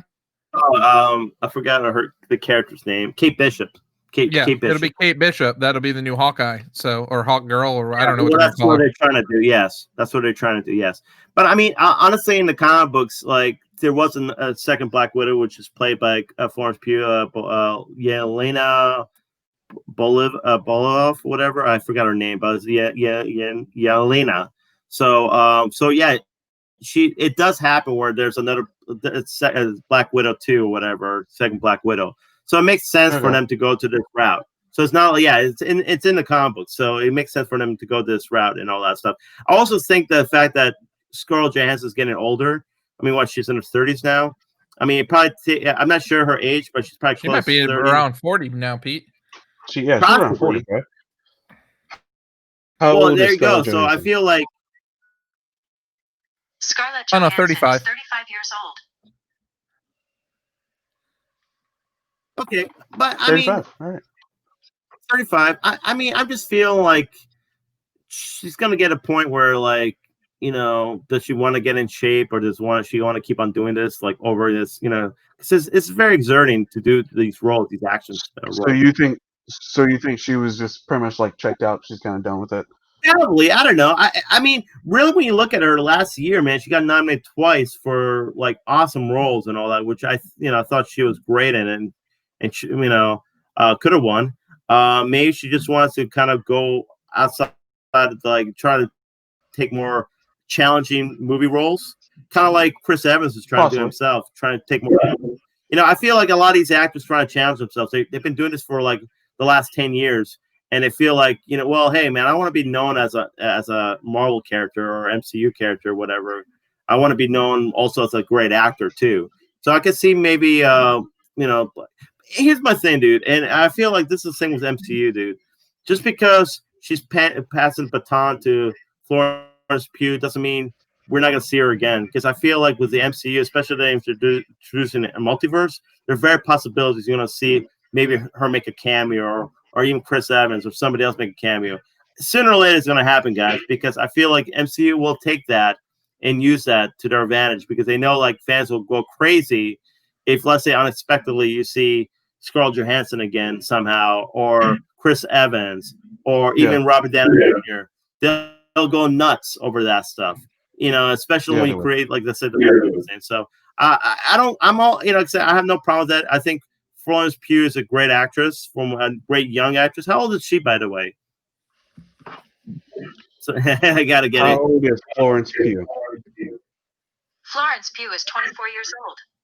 So you have her for the next 10 years, pretty much, as doing Marvel movies. You're gonna have her for the next 10 years, and she's gonna be that one actress where she's not only gonna do this, she's gonna do so many other stuff because she's young. Right. So she has her whole future ahead of her. So this is definitely to branch her out, kind of like I helped Scarlett Johansson branch out to herself too as an actress. So it's a smart move, a smart play on Marvel. I think it's like I said, and it doesn't mean you're not going to see the end of Scarlett. I think sooner or later you'll see her pop by somehow, or have some sort of flashback or something. I can see MCU doing that, but As a fan, yes, I I think am that's what hoping you're that. hoping I for. want. Yeah, I am hoping. I am hoping to see Chris Evans. But I think honestly, when you think about it, and I know Robert Downey Jr. and I think all these guys are kind of like done with it. But when you think about it, sooner or later, in the next, especially if they're still, good shape or whatever, sooner or later you're gonna see them pop their heads again. I just feel eventually they will, because I mean the movie business is tough, man. It's tough to be relevant, and I could see like Scarlett doing a few movies, Chris Evans doing a few movies, and Robert Downey, but sooner or later Hollywood's gonna get tired of them, and see some other fresh actor to give him a movie role. So I wouldn't be surprised, like when like seeing these guys appear in MCU again, because they will, because they'll take him back in open arms and have him appear somewhere somehow. So you don't think so? Maybe. No, I think Chris Evans is good what he's doing right now. He had Chris Defending Evans Jacob TV show. He had Knives Out, and then like I'm sure he's doing some other stuff. Robert Downey Jr. I think he's just been like chilling out, relaxing well, right now. he got paid, by the way. He got paid though. He got paid for what, $50 million a movie. So he's good. No, Chris but Hemsworth here's is the going to thing. be Hulk Hogan, so Yeah, he's good. but here's the thing too, man. Like that's the thing why doing Marvel movies. The fact that let's say they're contracted to do these movies, keeps them from doing any other movies for that matter. So let's say they given a script, Chris Evans given a script, or Scroll Hand, hey, we want you to do. Oh, I'm sorry, I can't because I got to do an Avengers movie. I'm contracted. I can't leave that. You know what I'm saying? And so it's kind of frees them up to be like, look, I can take different movie projects now. I don't have to just do Avengers. So it's like I said, I have no problem with this. I like, and I think Florence Pugh will probably nail that character. So I have no problem with it. All right. Let's move on from this. Next up, we get Constantine live-action movie reportedly in the works from J.J. Abrams over at Warner Brothers Studios, and is rumored to be coming to HBO Max. And rumor is Keanu Reeves will be coming back to play Constantine. Anthony, what are your thoughts on J.J. Abrams directing Constantine 2 or reboot? Is it to be a movie or a whatever. TV show? Movie. I'm down, especially if it's Keanu Reeves. I really enjoyed the first one. Probably one of the more underrated comic book movies, to be honest with you. Yeah, I agree. Yeah, has been a while though. I wouldn't mind seeing it as our required viewing when it gets a little closer. You know, movie had Shia LaBeouf in it. Yeah, it did. Yeah, you're right. Yeah. It's crazy. Yeah, I would like to see this if it's actually true and it actually comes to fruition. The TV show, or at least the character, he I had never seen the show, but he was on Legends of Tomorrow. I thought he was pretty good. The guy that played Constantine. Yeah. I thought he was definitely a better, in my opinion, better take on Constantine. Not to say Keanu Reeves didn't do a bad job. I think the thing with Constantine in the comic books, he's British, and the only thing about it, the TV show, is that he didn't smoke cigarettes, which I know. Did he vape? I didn't vape. I know because they're smoking on TV shows, because it was just silly. I mean, there is a character, for God's sakes. But I know like Keanu Reeves smoked and all that. I don't know. It's a big part of the character, really, because he's kind of depressive kind of character, very like down and out kind of character, almost like but Arnold Schwarzenegger's character in End of Days. Kind of, yeah. It's kind of like that. I would say something like that. But yeah, I thought that actor, I forgot his name, he did a great job with that Constantine. But I definitely like Keanu Reeves' version. Like I said, the only thing I didn't care about is the fact that he's not British and he's not blonde, I guess. But that's just that's not a big deal, I guess. They got the character down. So. That's nitpicking. Yeah, they got the character down. Honestly, I thought he did a good job with it. So, and I'm I will look to see. I thought the first movie was definitely underrated. I agree with you, man. A definitely underrated movie. I love I love gothic movies. I love like movies that have to do with hell and heaven, kind of, So I thought it's definitely something I will love to see again. So Yeah, it was a good movie. I enjoyed it. So hopefully this comes to fruition. hopefully, I think Now, HBO Max needs an original movie. So and that would be a good get honestly. So yeah. All right, moving on. One more before we talk about big money here. Oh, yeah, there you go. Jude Law in talks to play Captain Hook in a live-action Peter Pan. Again, really? We got to do another Yeah. Peter Pan movie? Yeah, again, because we can't have enough remix itself. Disney needs to keep going to that well. I don't know, dude. I'm not like, and it, not saying that it could be bad, not saying it could be good. I just like it's not necessary at this point. Jude Law playing him, I don't know, dude. Jude Law more looks like one of the little kids. I mean, he's old now, but like he looked like he'd be like Michael or Peter, kind of old right like there. when he's wearing his little pajamas or whatever. I don't know. Captain Hook. Yeah, Captain Hook. I mean Dustin Hoffman. I don't know, like I know he's too old, but Jeffrey Rush would have been a good Captain Hook. Or Dustin Hoffman would have been good. They're like, Dustin Hoffman was like Captain Hook. Dustin Hoffman played the original Hook. Yeah. You're thinking like old Depardieu. He would have been good. Pirates of the Caribbean. Yeah, I know. He's thinking of Barbosa from Pirates of the Caribbean with Jeffrey Rush. Yeah. Yeah, I'm saying, he would have played the role well. I don't know. You know what? Jude Law's like that. Yeah, we did. I mean, the character's like he's like very like sly, like with I don't know. I just don't see like Jude Law. Like I don't know. I don't know. I think Jude Law's a really good actor. I think he's like he was great. Sure, he's a good. He has some great roles. He's a good actor. I just don't want to see him as Captain Hook. Who would you like to see Captain Hook besides all the old guys? I don't think you want to see another Peter Pan movie.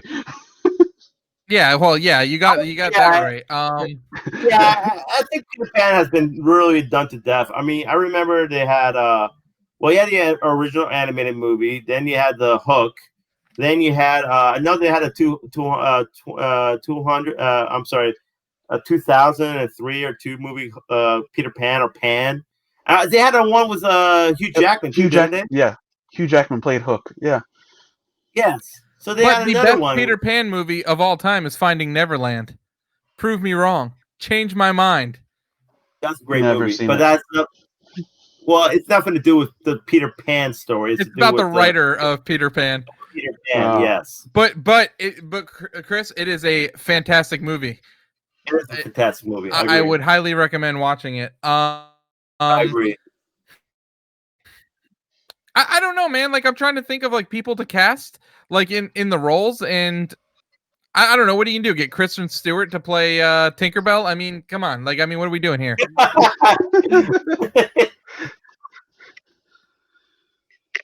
don't know. It's possible. Anything is possible. I think Jude Law could pull it off. But the problem is, I agree with you guys. Why make another Peter Pan movie? I think we have too many Peter Pan movies. I'd rather wait maybe it's Disney's 5 Peter more. Pan? Is it Disney's Peter Pan? I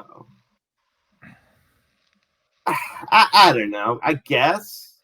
Is there any director attached or anything? Nope.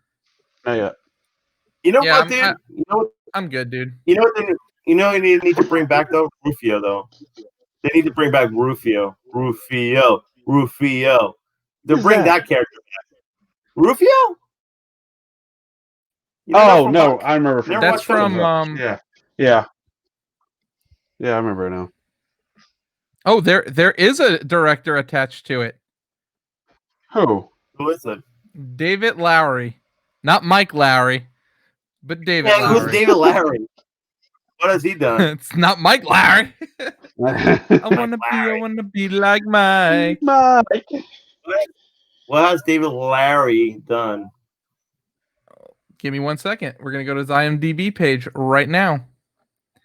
He is known for directing His last movie that was released was called The Old Man and the Gun. Prior to that, it was A Ghost Story. He directed Pete's Dragon. He also directed Ain't Them Bodies Saints. A lot of shorts, Saint Nick, a lot of more shorts, and Dead Room.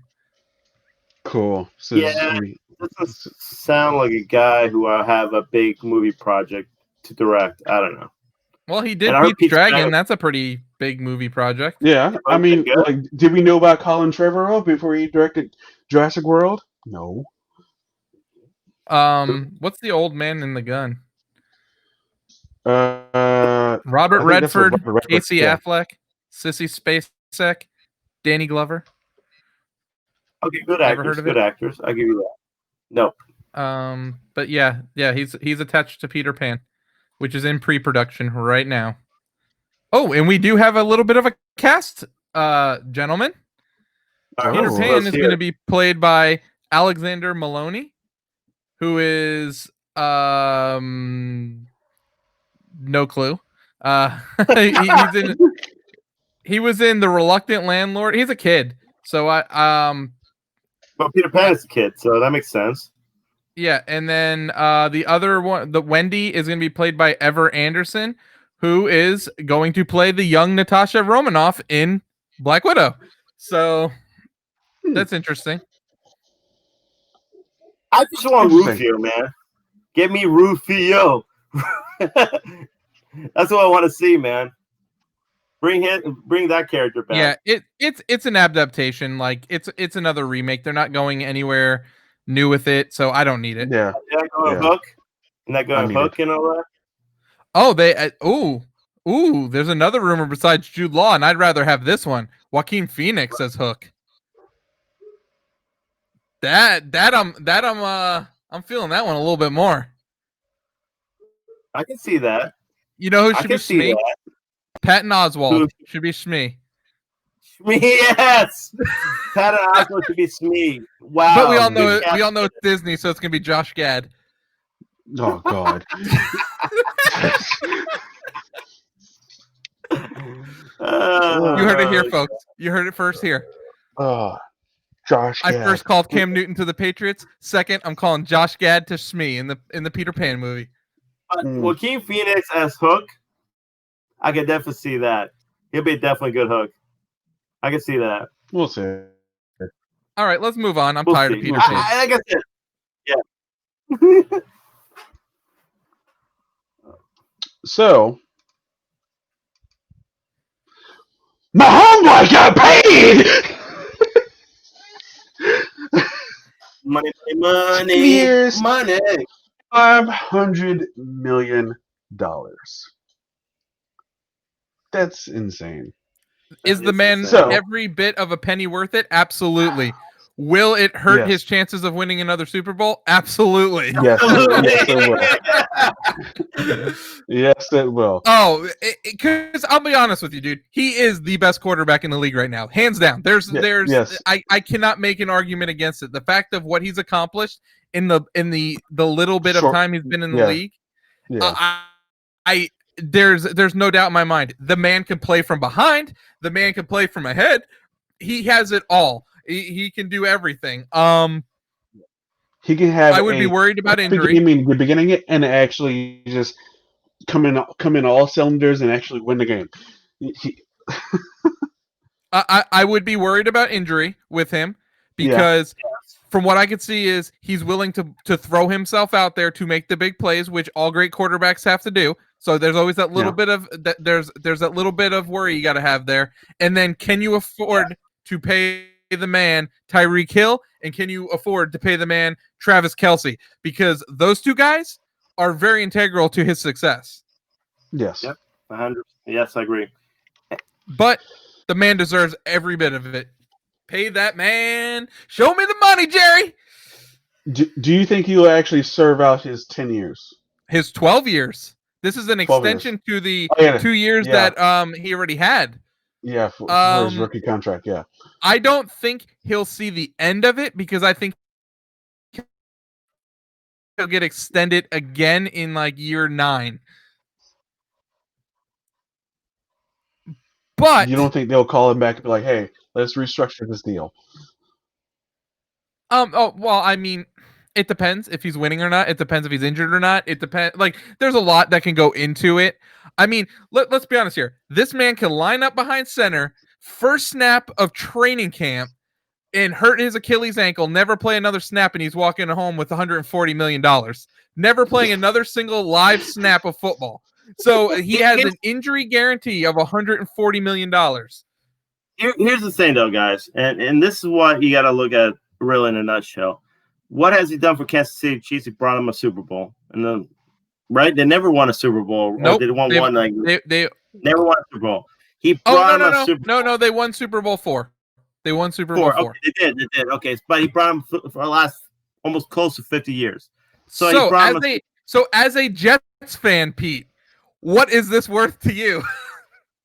But exactly. But I mean, but when you look at the future of Kansas City, they're gonna have to know how to draft well, because you're not gonna be able to pay all your stars. All your stars are gonna need to go somewhere else, because you can't afford to have everybody, especially when you have a salary cap.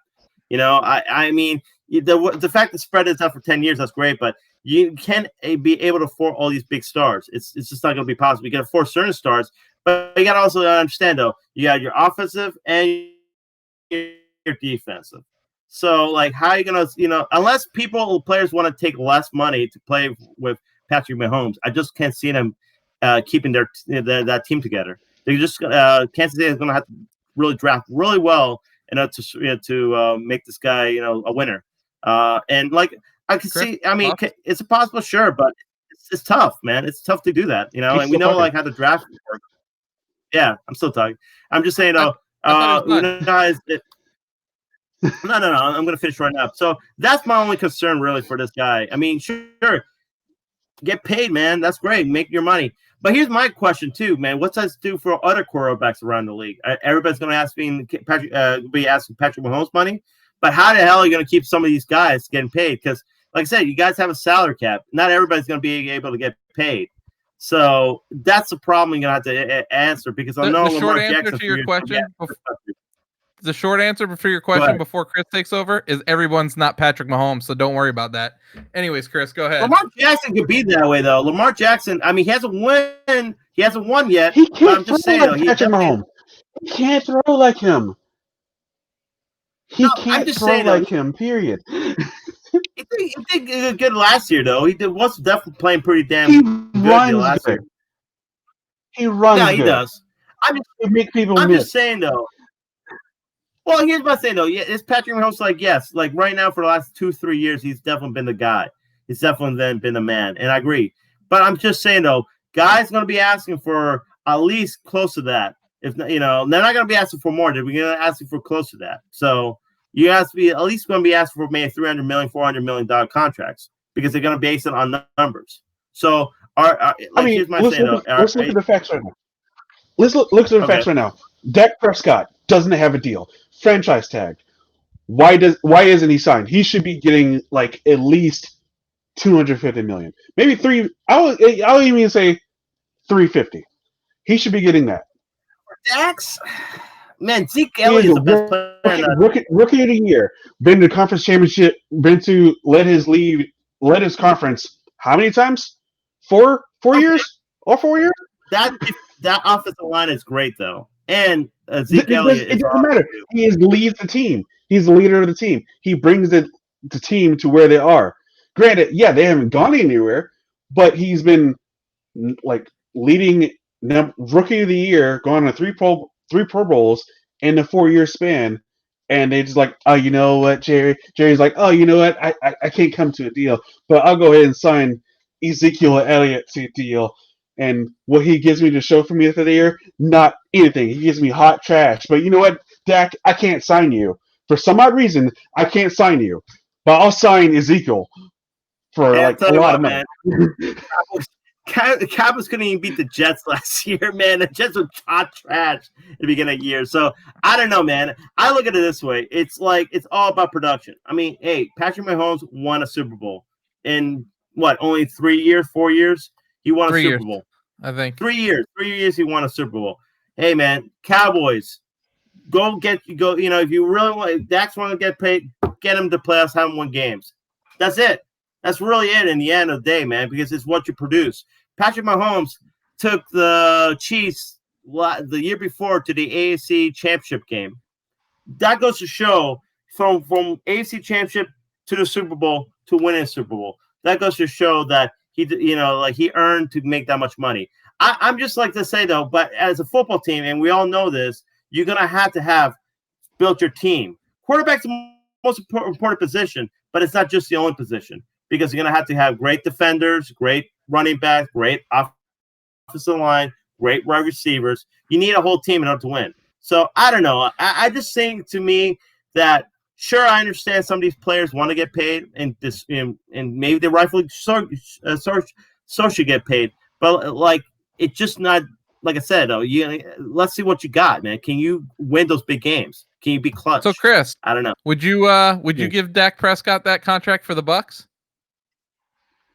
If I had the money available, yes. So But you would let me take Dak see. over Tom Brady? I have more years with Dak. So, probably, yeah. How much? So, How much also, Tom Brady let me getting go ahead paid? and say that. Like 30, 40 million, something like that. Somewhere around there. So, also, let's get this straight right here. So, we can't even give Dak Prescott can't even get Kirk Cousins money. Kirk Well, Cousins. Kirk Cousins doesn't serve that money. I'm sorry, Kirk Cousins doesn't serve that money. How Was about, getting paid how $100 about million? Terry Bridgewater money? How much money did Terry he get? Bridgewater, is that his name? Yeah, you said it right. Teddy Bridgewater. Teddy. How much Yeah. did he get? Teddy, yeah. Three years, $63 million, I think. So he's getting paid almost 20 Contract something a year. is 63 million for And 21 million a year. 3 years. Yeah. Yeah. Hey man, look, if teams can afford to go right ahead, but Dak's asking for more than that. Dak's asking for probably $35 million a year. And for a franchise quarterback, why not? He's not gotten hurt. He's not missed a game. But is he here's worth my question. Here's my question, though, Chris. Did you think Jameis probably was your franchise quarterback a couple years ago, right? And but now he's not. I mean, no, he's not. No. But that's what I'm saying. We don't know though. At least Mahomes produced and won. A quarterback's career could be really short, really quick. A football player's career could be really short, really quick.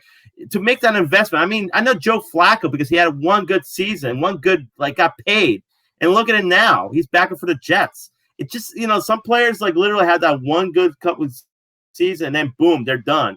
It's hard to make that investment for certain players when they don't produce. Like I said, at least I can say Patrick Mahomes. Looking at his stats though. I mean, I'm not mad at him. I can tell you that. Dak Prescott. You know, I gotta admit the one thing too. I gotta say though, Cam Newton, man, I feel he does get the short end of the stick when you think about it. Because look, these guys are getting paid. He had Cam here. How much he's making? Not even $10 million a year, maybe, right? 10, something like that. It's right? Coming off of two injuries. That's a guarantee. He coming off of 2 injuries. Yeah. And that's pretty much what it is. I agree with that. Yeah, that's what it is, really. But it's just think about it this way. Look at, did Victor Cruz get paid after he messed up his knee? No, and no one even took a shot at him. Why? Victor Cruz was amazing. So why did he just go to the wayside? But it happens, man. Yeah, it's really that from 20 to 30, that gap in years is when you got to get paid as a player. Because after 30, I think I'm feeling Chris though. I think Dak Prescott should get paid. Yeah. 40 a year or 35. The more the better, in my opinion. Yeah. If you look at his stats, Pete, look at his stats. Instead of thinking about the Cowboys and what they represent, just look at his stats and what he's able to do with what he has. I'll look at it. I'll do my research. I'll look at his stats. Whoa, hold on. I gotta with what he has, Chris, he has an all pro receiver, an all pro tight end, and an all pro running back. He didn't have all pro receiver. He had a running back who got suspended for 9 games, 10 games, or 11, 12, a half a season, and he was still able to reach the playoffs with that. And the best offensive line in the NFL. Okay, he had an offensive line all 4 years. That's literally the only thing you give me. Amari Cooper hasn't been there the whole entire time. Ezekiel Elliott hasn't been there the whole entire time. And he's been there, played every single game, been early to every single game, and has played it, and has gone to the playoffs every single time. But he doesn't get paid. Amari Cooper gets paid. Oh, he should be paid. Ezekiel Elliott As a Giants fan, I absolutely DeMarcus think Lawrence he should be paid.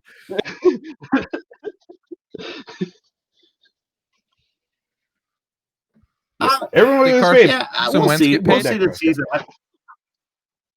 Yes, he did. Did Carson Wentz get paid? Oh, dude. Why? Oh, dude, Why would anybody pay Carson Wentz? Dude, if you're a quarterback, dude, and you produce, you're gonna get paid. I mean, that's just a given until you stop producing. So, like I said, you gotta have these big time. The only problem is this, so you're gonna see a lot of quarterbacks get paid so much money that they don't deserve, and that's gonna be the problem, though, because some team's gonna have to decide: are you going to invest this much on this guy? Because they're gonna be asked for this much money, and in the end, they're gonna be like, oh, like I say, like what if Gardner Minshew has a great season next year and he's gonna get a big ass contract, and then like later on he's gonna be like garbage. It's gonna happen. Like it's just like it's like an investment you're making on certain guys because you think they're your franchise player, and then ends up like being nothing. So it's just like nothing, but they franchise tag him and they're paying him $31 million right now. Who Dax? Yes, they're paying Dak Prescott right now $31 million because he got franchise tag. But what's wrong with that? $35 million? He's asking for what? 31 million compared to like the 35 he asking, maybe, or 40? Probably, maybe. We don't know how much he's asking for, but like it's literally ridiculous. But anyway, let's go on to our movie and review. It is Prisoners, starring Hugh Jackman, Jake Gyllenhaal, Viola Davis, Terrence Howard. That's the only people I can think of off the top of my head. Damn, the dude who's gonna play like Riddler in the new Batman movie. Oh, Paul Dano. Yeah, Paul Dano.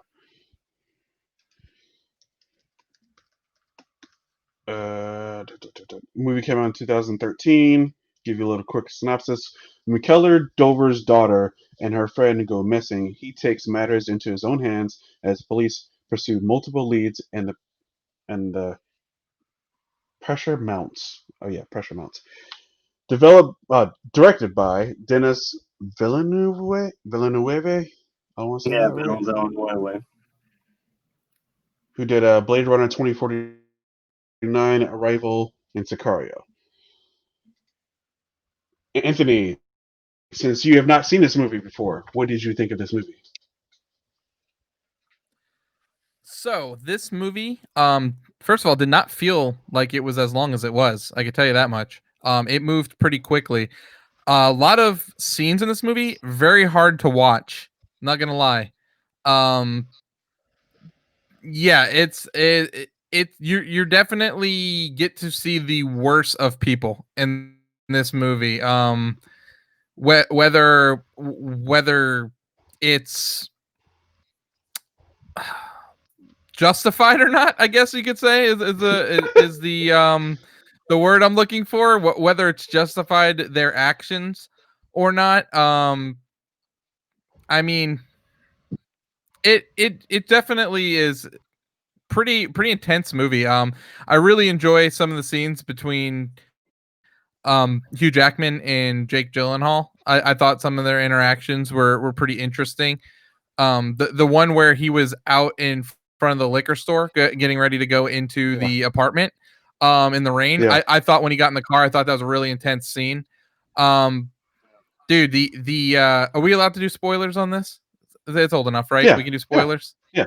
Okay, Yeah. so the second time he goes back to the house at the very end of the movie, Hugh Jackman, and the lady is like, "Oh, I burnt my hand earlier or whatever." Dude, that's an intense ass scene right there. Yeah. And I mean, there's just plenty of intense scenes. I thought it was pretty fucked up what he did to Terrence Howard by like telling him just to bring a change of clothes and bringing him there without telling him what was going down, because he kind of made him accessory without much, yeah. without him even knowing what was going down. I thought that was a little fucked up. He definitely should have told him prior, even though he probably would have talked him out of it prior. I also did think that the police chief was an asshole, though, because I felt like if he would have listened to Jake Gyllenhaal a little bit more, I think stuff would have turned out a little different too. If he would have held them for one more day and just tried to make the parents feel like they were doing a little bit more, going a little bit extra, I felt like that would have went a long ways to them. And I felt like anything that Jake Gyllenhaal was trying to do, he would just do the opposite. But Yeah, definitely. I really enjoyed the movie. The only questionable thing I thought is I don't know if I like the ambiguous ending. I don't know if I like that. What, the fact that like you don't know if they found him or not? Yeah, you don't you hear the faint whistle, but well, here's the thing: is Jake Gyllenhaal, the way his character is, he could hear the whistle and say, "Oh, I know that guy's down there. Fuck that guy," and leave him there. Like that's he wouldn't do that. Are you sure? He wouldn't do that. Are you sure? He even told the wife, yes, I'm gonna try to find your husband. I'm gonna find him. Yeah. I mean, I know they didn't get along, but I don't think he would have done that to him. You know. But hope not. You enjoy that movie, Ant? You really enjoyed it? I did enjoy it. Very hard to watch, but very well acted, very very well written story. I do like the fact that they really pay attention to details, and the director kind of walks you through what he's trying to convey to you. He doesn't he ties besides the ending, he ties up very well the plot points. Everything means something in it. When you first see the body in the pastor's home, you notice the necklace. Then when he goes and Jake Gyllenhaal starts questioning the guy that they were following, you see the same sort of drawings on the wall. Yeah. So like everything's connected, and it's just very well written. Yeah. 100% agree. What do you guys think on your second or third time watching it? You may go. I enjoyed the movie. I thought it was very. I thought it was going. I really enjoyed it. To me, I thought Hugh Jackman deserved at least a nomination for this performance. My opinion. A lot of scenes that with him in it, especially the torture scene with him, and like literally it was him, Paul Dano, and Terrence Howard. That scene there, I was like, that was like the most like grittiest scene like of all, and like you could just tell like from the facial expressions on Terrence Howard's face and Paul Dano's face, they're like they look scared as shit, and like that scene stuck out to me the most when watching the trailer, because that scene was kind of like in the trailer, and then like even watching it again, I was like, wow, that is a very powerful scene. And the scene that you brought up, Ant, where like they're both in the car, Jake Gyllenhaal and Hugh Jackman in the car together, and they were sitting there talking, like, and Hugh Jackman's performance in the car, I thought was like spot on. I was like, wow, like you can definitely tell he's out to try to find his daughter, trying to figure out what's going on, and when he was like a man strung out, barely eating sleep, barely keeping it together. And like it was very well acted from across all the board. I'm surprised they even got all these actors to begin with. Yeah. To be in this movie. And for the budget to be so as low as it was freaking ridiculous. Actually, no. Budget was great. 46 million, so that makes sense. It's not that bad, actually. It's not that bad for what they had to work with too. So, no, it's a great movie. What I love about this movie is like the moral conundrum about the characters of all, like you were saying, Ant, like how a character like Hugh Jackman, what he did, practically tortured Paul Dano's character in the movie. But as a father, you can understand. Like I said, I don't think it's right, and I don't, but in saying you can understand his motivations. And he kept on saying, like, even every interaction between him and Jake Gyllenhaal, and like in the car scene we were talking about, he said, "My kid is, she's been gone for almost a week, and it's not a week, 6 days." She's saying 6 days she's been gone, almost a week. In about a month, presumably they'll be dead by then. So I'm saying he's like saying how the timeline they only had a small timeline in order before they find his daughter. If they don't find his daughter in this timeline, she's already going to dead. The chances are she's going to be dead. So he's literally based on a timeline to say, look, I got to find my daughter soon, or else she might be dead already. So and I think that like what's great about the movie is the acting, like you said, like Hugh Jackman's very like volatile, very angry, very like desperate, to find his daughter, and will do whatever it takes, to torture Paul Dano's character to find him. And you can see Jake Gyllenhaal's character. His stress, it's literally, you can see like he does a lot of squinting, like the stress, like he probably gets very little sleep, and it's always stressed and very, worn out because of this case. So you can see from his character, he's very like, like whatever, like that too. So they did a great job creating this environment of despair. Honestly, it's a very, almost all the characters are living in despair because of what's going on, for everything that's going on.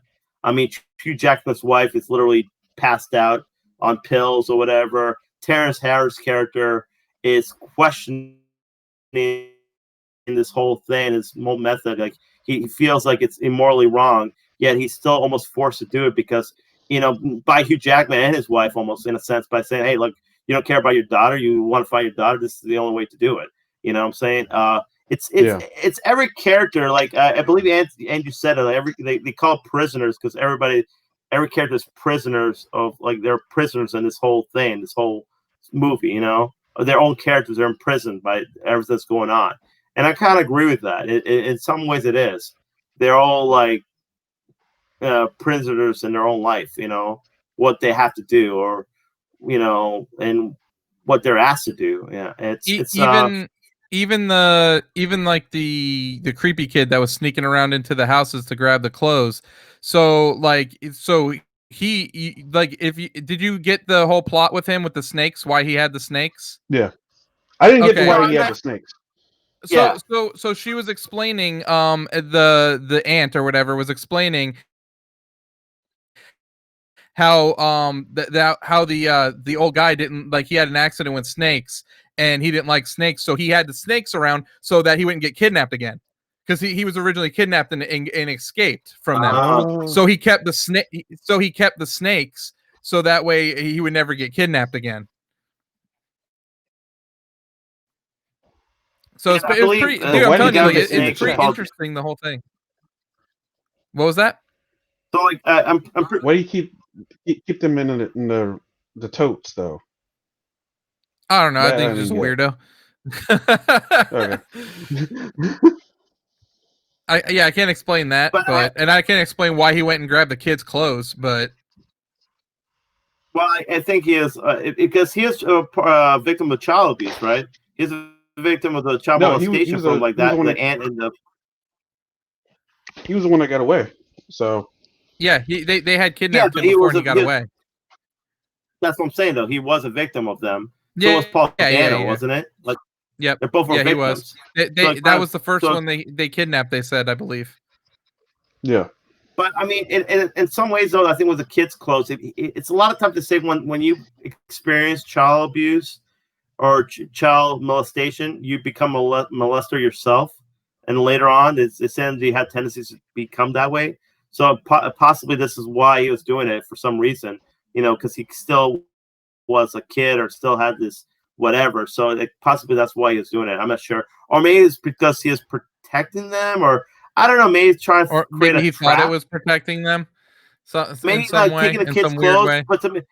because he took the kid's clothes, right, and put in the where the snakes, right? Yeah. Maybe he thought it With maybe fake blood. Pig's blood. Maybe he thought it, Oh maybe he yeah, thought yeah, he that's right. It's trapping pig's them. blood. Maybe he thought they were trapping them. Maybe that's a trap for, I don't know. It's very strange, some of the motivations and all that stuff. But like I said, though, like I agree with you. It's extremely gritty and hard to watch movie, honestly. Because, and like I said, it actually questions your morality because of what Hugh Jackman was doing. Because, Yeah. like I said, he was torturing this guy, but as a father, like he was doing whatever it takes to find his child. So it really questions your whole morality and all that stuff. And yeah, I love the scene in the car too, where he's like, you know, my daughter's out there every day, and she's like, "Where's my daddy? When's my daddy gonna save me? Not when are you gonna go find her?" Like, like I love that like line too. Yeah, it's so great. I feel like too, like Jake Gyllenhaal tries too much to be a cop and not try to sympathize with him as a father too. Because even like when he like leaves, he's like, "You're not gonna drink and drive, are you?" Like just things like that. Like he has to become like that cop figure and not try to be like, "Hey, look, I understand with your daughter. We're trying our best," you know. Like not trying to sympathize with as a father what he's going through. He's just more like trying to tell him, "Hey, you know, stay with your wife, live with, you know, go, you know, be at home, do this, do that." You know, it's like, you know, like, look, man, this guy's going through a lot of hell right now, man. You know, sorry you if going home right now and getting a good night's sleep is not my number one priority, or whatever you said. Yeah, I can understand Hugh Jackman as a character. I understand where he's going through, you know. Yeah. And I understand. I also understand Jake Gyllenhaal's job, very stressful and very hard, as you know, like as a character, because you can tell the way his mannerism and all that. It was difficult. So, but yeah, it's great. It's honestly a great movie. I love this movie. It's one of those definitely movies had that, the directing definitely had Fincher vibes to it for sure. Yeah, very dark, like very just gritty. the way it, yeah, very gritty and very like real. Yeah. And when you hear about anybody who's a child molester or anybody does things like that, I'm sorry, I have no sympathy for somebody who does stuff like that. So it's like, you know, you know, you look at this, you know, like spoiler, like you look at the aunt and or even her husband or ex-husband, you're like, yeah, I don't have no sympathy for these people whatsoever. You know, like it's just like, but it's very well acted from movie. Melissa Leo too, who played the aunt. Yeah. Yes. She was, because at first you think of her as this nice lady, and then you find out she's a real creep.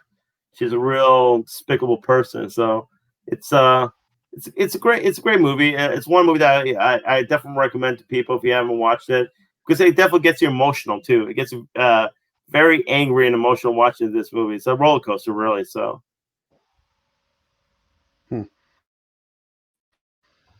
Yep, good movie. Say the budget was 46 million, opening weekend was 20 million, gross USA was 61 million, and worldwide gross was 122 million.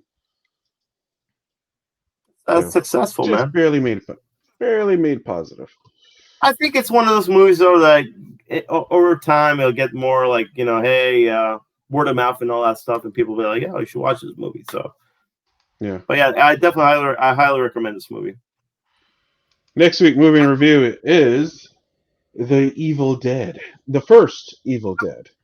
We're going through the Evil Dead series 1, 2, and 3 with Bruce Campbell. I don't know if Ant will be a big fan because he's not a big fan of Sam Raimi. Ant? True. I will watch it though. I'm just gonna have to warn you, dude. The special effects might not be great, but you gotta also realize it did it on very little budget. So just to forewarn you guys, you might get some claymation or stuff like that. I know Ant's not a big fan of claymation, but it's a budget that has to work with. It's a budget that has to work. So because I'll watch this one and then I'll watch the remake.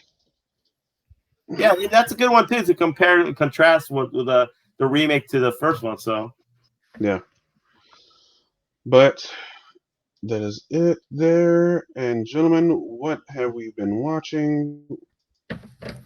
What have we been watching? We watched Unsolved Mysteries. Yeah, I did. Yeah, both of y'all did. I didn't. I know. Oh man.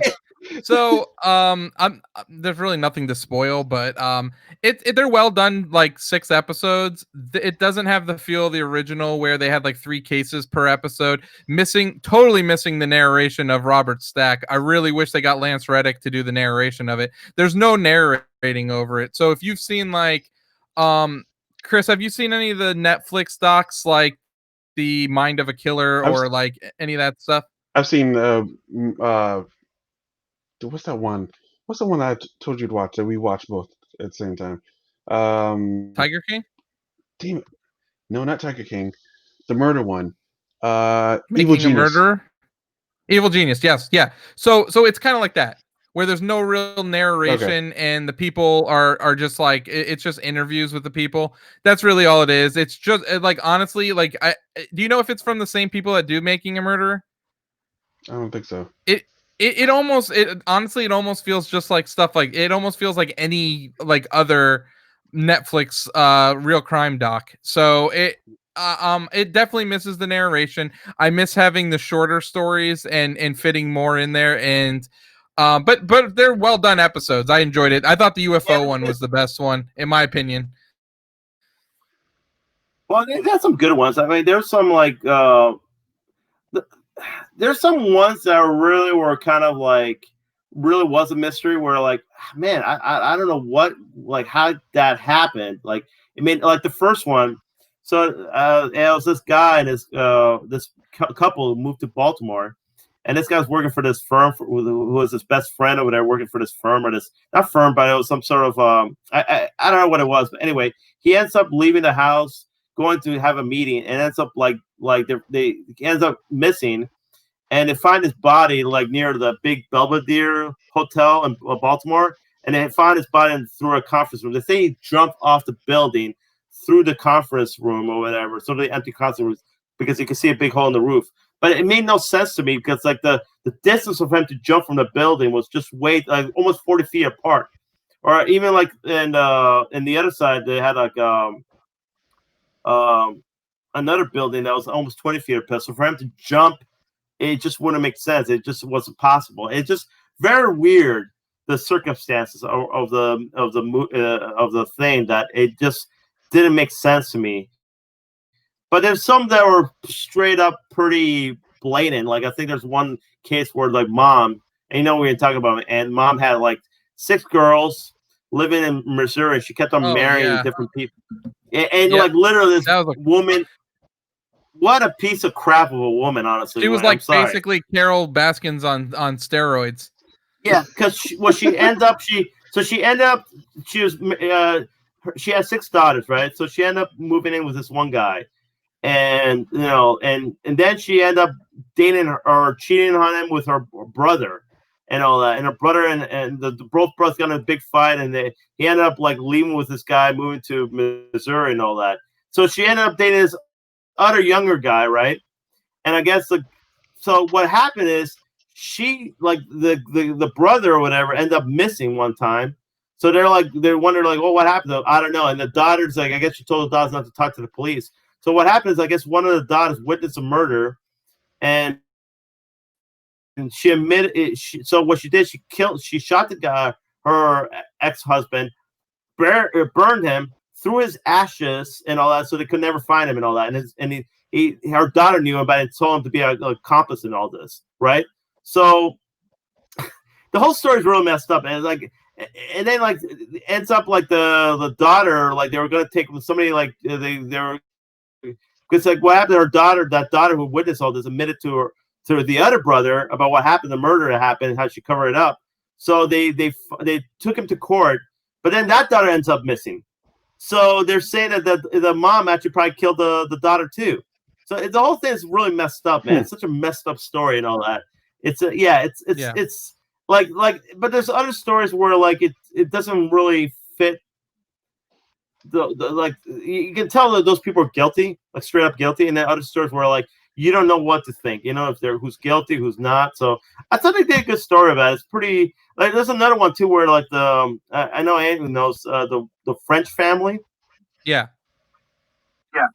That's another way. Why don't you talk about it, Ant? Since So basically, I don't even know why it happened, but basically, did they even say why the dad did it? Okay, they kind of did. So there's this French father, his wife and his 4 kids, and their 4 kids were all teenagers or even a young adult. And what happened was, they're like a good family, a nice family. So what happens is like that one day, all the shutters were closed and nobody was there, and neighbor was like, "Hey man, why don't you check on the family? It's kind of weird. They've never done this and all that." So the cops go and check in. They couldn't find anything. So I guess they got some weird letters or something like that from like the family members. So like say, "Oh, you should check. There's something wrong with that." So the cops end up checking again and again and again. So they find out. They go under like this basement or whatever under like the house, and they found all the bodies, like the wife, the 4 kids, even the 2 dogs, all there in like bags. But the father was not there. He was end up missing. So they're wondering why would the father kill the family, considering that they were so good. So I guess the father was a count. Like I guess he has a count of like his lineage was like his father was a count, so he had the same lineage. But when his father died, I guess there was no money, no nothing really left for them. I guess they didn't have anything left. So I think financially, that's the reason why he killed him. I'm not sure why. But then they ended up really weird. Yeah, but they ended up going to like they found footage of him like leaving like in some going to some mountains and all that stuff, and they thought he might have killed himself, but they never could find the body. So the guy literally disappeared from the face of the earth. So yeah, very very strange stuff. But I thought the stories are pretty good. Like, but I agree with you, Ant. They need a narrator. They need like some narrator with a deep voice or brooding voice to kind of do this, because it gives it more of the feel. But like I said, it's not bad for the 6 episodes. I thought they were pretty good. I like some were straight up blatant, like the person's guilty. Other ones were like, it leaves that up to the viewer. So, all right. Have you guys been watching anything else? I have. I watched Justice League Dark, Apocalypse War, the animated movie from Warner Brothers with DC or whatever, which is pretty awesome actually. If you haven't watched it yet, so pretty much what happens. I'm going to tell you a little synopsis. I'll probably watch it, so don't spoil it too much. Okay, I'm not going to say too much, but you should watch it. It's really good. Anyway, it's the Justice League trying to do a preemptive strike to Darkseid in Apocalypse, but things go wrong. And pretty much it's up to Constantine and a few other characters from the Justice League to try to take down Apocalypse again. So I'm sorry, not Apocalypse, Darkseid again. So I'm just gonna leave it at that. But I tell you what, it's a pretty damn gritty movie, pretty dark. Not just in the name, and yeah, it's kind of all and all to be all kind of. Justice League movie you like to see. So I highly recommend it. It's really good. Go watch it. All right. Okay. All right. What about you, Ant? You been watching anything else? All right. Did I watch anything else? I did watch something. What did I watch? Oh, I watched The Big Green on Disney Plus. It's a soccer movie in the vein of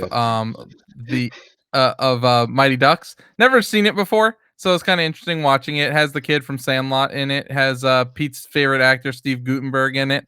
But it's all right. It's but it's not as good as Mighty Ducks. And it's about soccer. It's okay. But I also watched a little bit of The Great American Bash, and I'm not gonna get too much into wrestling. But if you want to watch Keith Lee win both titles, watch it tonight, because Keith Lee is about to go over on the company. Man, shameless plug. Limitless. Shameless plug. Limitless. I guarantee this guy's going to try to talk crap when NXT, if it beats AEW in the ratings, he's going to talk crap. I don't need to, because I already know the ratings will be limitless tonight, Pete. Limitless. Yes. All right. I'll also watch also watch. This is another thing I watched. Clone Wars. More episodes of Clone Wars season 1 from Star Wars. So really good stuff. I highly recommend it if you haven't watched it. I'm gonna keep on watching more Clone Wars so I can get through, so I can go to Mandalore. But yeah, I watched a little more Clone Wars. Definitely good stuff so far. So that's about it. All right, gentlemen. What have we been playing? I haven't watched anything. Oh, I've been watching How I Met Your Mother and like binge watching the crap out of that. That's pretty much literally all I've been watching. Great show. Great show. So I will I beat the DLC for Minecraft Dungeons. Good stuff. I'm already level 108. I beat Halo Reach. Never played it before. Excellent game. What? You've never played Halo Reach? No. And I just played it, just beat it, and it was excellent. I really enjoyed it. Started playing Halo Anniversary Edition, the remake of the first game. About Are you halfway going through through every that. single one before Halo Infinite comes out? Yep. You're more than welcome to join me once I hit 3, Chris. Oh, okay. Sounds good. Because I think 2 is only 2 players for co-op. It might, if it's 4, I will hit you up, but I think it's 2. Okay. But yeah, I'll. You know what? They're really easy games to go through co-op. Like they're not easy in the sense that they're easy games. They're just kind of like, what's the word? What am I looking to say, Chris? Comfort food. To go Yeah, basically comfort food. Yep, you can just kind of like shoot the shit and just blow up some enemies, and it's like not too much of anything. The story's pretty good. Reach is kind of like the Rogue One of the Halo series. Yes, it is. Like that's the best way I can describe it. It's actually a prequel, and that's why I started playing that one first. It takes place before the original Halo. What was that? Yeah, I said, yeah, good job. You started it from the very beginning. Absolutely, and the events of Halo Reach, where it ends, it picks up in the original Halo. Literally, it picks right up. So it is like the scroll kind of in how Rogue One is. So it's very cool. There's some really cool gameplay aspects in it. Like you can do space fighting in there, which I wish there's more levels with that because the ship controlled so well. And I'm like, man, this is awesome. And you get 1 level of it, and that's it. But that's pretty much all I've been playing though. All right. Pizza, I know you're chomping at the bit for this. Yes, NBA 2K. No, he's going to surprise you. Star Wars Fallen Order. What? Yeah, Star Wars Fallen Order. I got through the. So I'm right now. I'm at the Wookiee planet. So I got my push ability, my Jedi push ability, and I'm on the Wookiee planet. I gotta admit, dude. Like, okay, so it's really cool finding the AT-AT and taking it down. I thought that was a really cool fight scene, taking that shit down. So yeah, definitely, I love that part with when Saul jumps on the hood is so awesome. Oh, Saul Guevara, yes. When I go, well, wait a minute. I thought what's the smaller one? That's the AT-AT, right? Or the big one's the AT-AT? Big one's the AT-AT. The AT-ST is the little one. What's small? AT-ST. So I fought that one, beat that. Then I went to the AT-AT and got into that, start blowing shit up. I love that scene, by the way. You get control of it and start blowing the shit up, and then Saul Guevara like hops on, and you meet him. So yeah, I got that far. Dude, I'm sorry, guys. You did not warn me I have to fight big spiders, man. You son of a bitches, man. God damn, man. That thing came out of nowhere. Welcome to the party, Pete. Dude, that thing came out of nowhere. So I pretty much ended it there. So I'm like, oh, crap. So that's pretty much where I'm at Fighter right now. Fest stuff for Pete? No. What's that? Fighter Fest? You want to know some spoilers, Pete? No, don't be a jerk. Don't be a jerk. Don't Have do you playing it. Anything don't else? Do it. No, I have not. No, that's about it. I'm trying to think if I played anything on my Switch. No, I was trying to beat Ghostbusters boss, and I keep on dying in this boss level. But overall, that's all I've been playing though. But yeah, Fallen Order, definitely enjoyed it, man. I think the thing with that game is the more you get into it, the better it is. Yes. Like every The more powers you like get, every video game. the stronger every you video get. game. Well, yeah, because you get Yeah. more powers, you get to do a lot more stuff, so it gets a lot better. So, yeah, but it's definitely a fun game, and yeah, can't wait to play some more. I think I'm just gonna put all my efforts to try and beat that game. So, All right. All right, good. and Good. busy watching Rusted spoilers. You want to know? No. Yeah, don't be a jerk. Chris, what have you been playing? I played Watch Dogs 2, beat it on my PC. Really enjoyed the game. Okay. It didn't get as much love as I thought it would, but I mean, they gave away the game for free this Sunday, so be on the lookout for that. From what the reviews have been saying for it, is the fact like it is exact kind of like a replica of what San Francisco is, and it's actually pretty cool to drive around San Francisco and take control of cars and pretty much wreak havoc on however you want. It goes based on how the playstyle you are. You can either be like you can be sneaky and like do little hack stuff that way, or you can just go in guns blazing and just take a gun and just like shoot everyone up in there, which is actually pretty cool. Like it goes to how your playstyle is in a way, and I thought it was cool. I enjoyed the game. It was only like like $16, like when I bought it on PC, and I got the season pass with it. I don't know if I'll go through the DLC yet, but I got Ghost of Tsushima coming out next week, so I may get ready for that. But that's literally the only thing I've been playing. But Cool. do you guys have anything else for the rest of for this evening? No, I'm good. I'm. All right. He's Are you jealous gonna of go me. watch Pete, what are you talking about? Are you gonna go watch What are you Great talking? American Yeah, I Bash mean, yet? I'll definitely tune in to see the Limitless one, Keith Lee in the Limitless Legion win the NXT title. Historic moment. Anyway, Most likely, yes. do you guys have anything else? No, dude. Me and him are gonna go to this wrestling banner, like like we're gonna, you don't want that. Yeah, nobody wants to watch it. Yeah.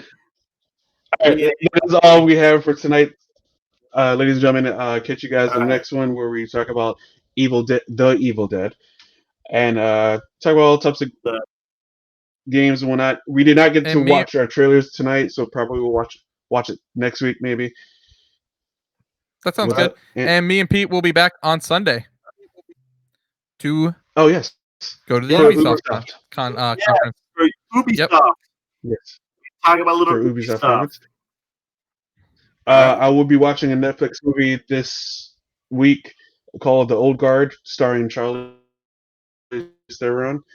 It's actually a comic adaptation. It comes to Netflix actually this week. Comes on Friday, so be on the lookout for that. I'll probably talk about that next week. But until then, see you guys next week. All right, have a good night, guys.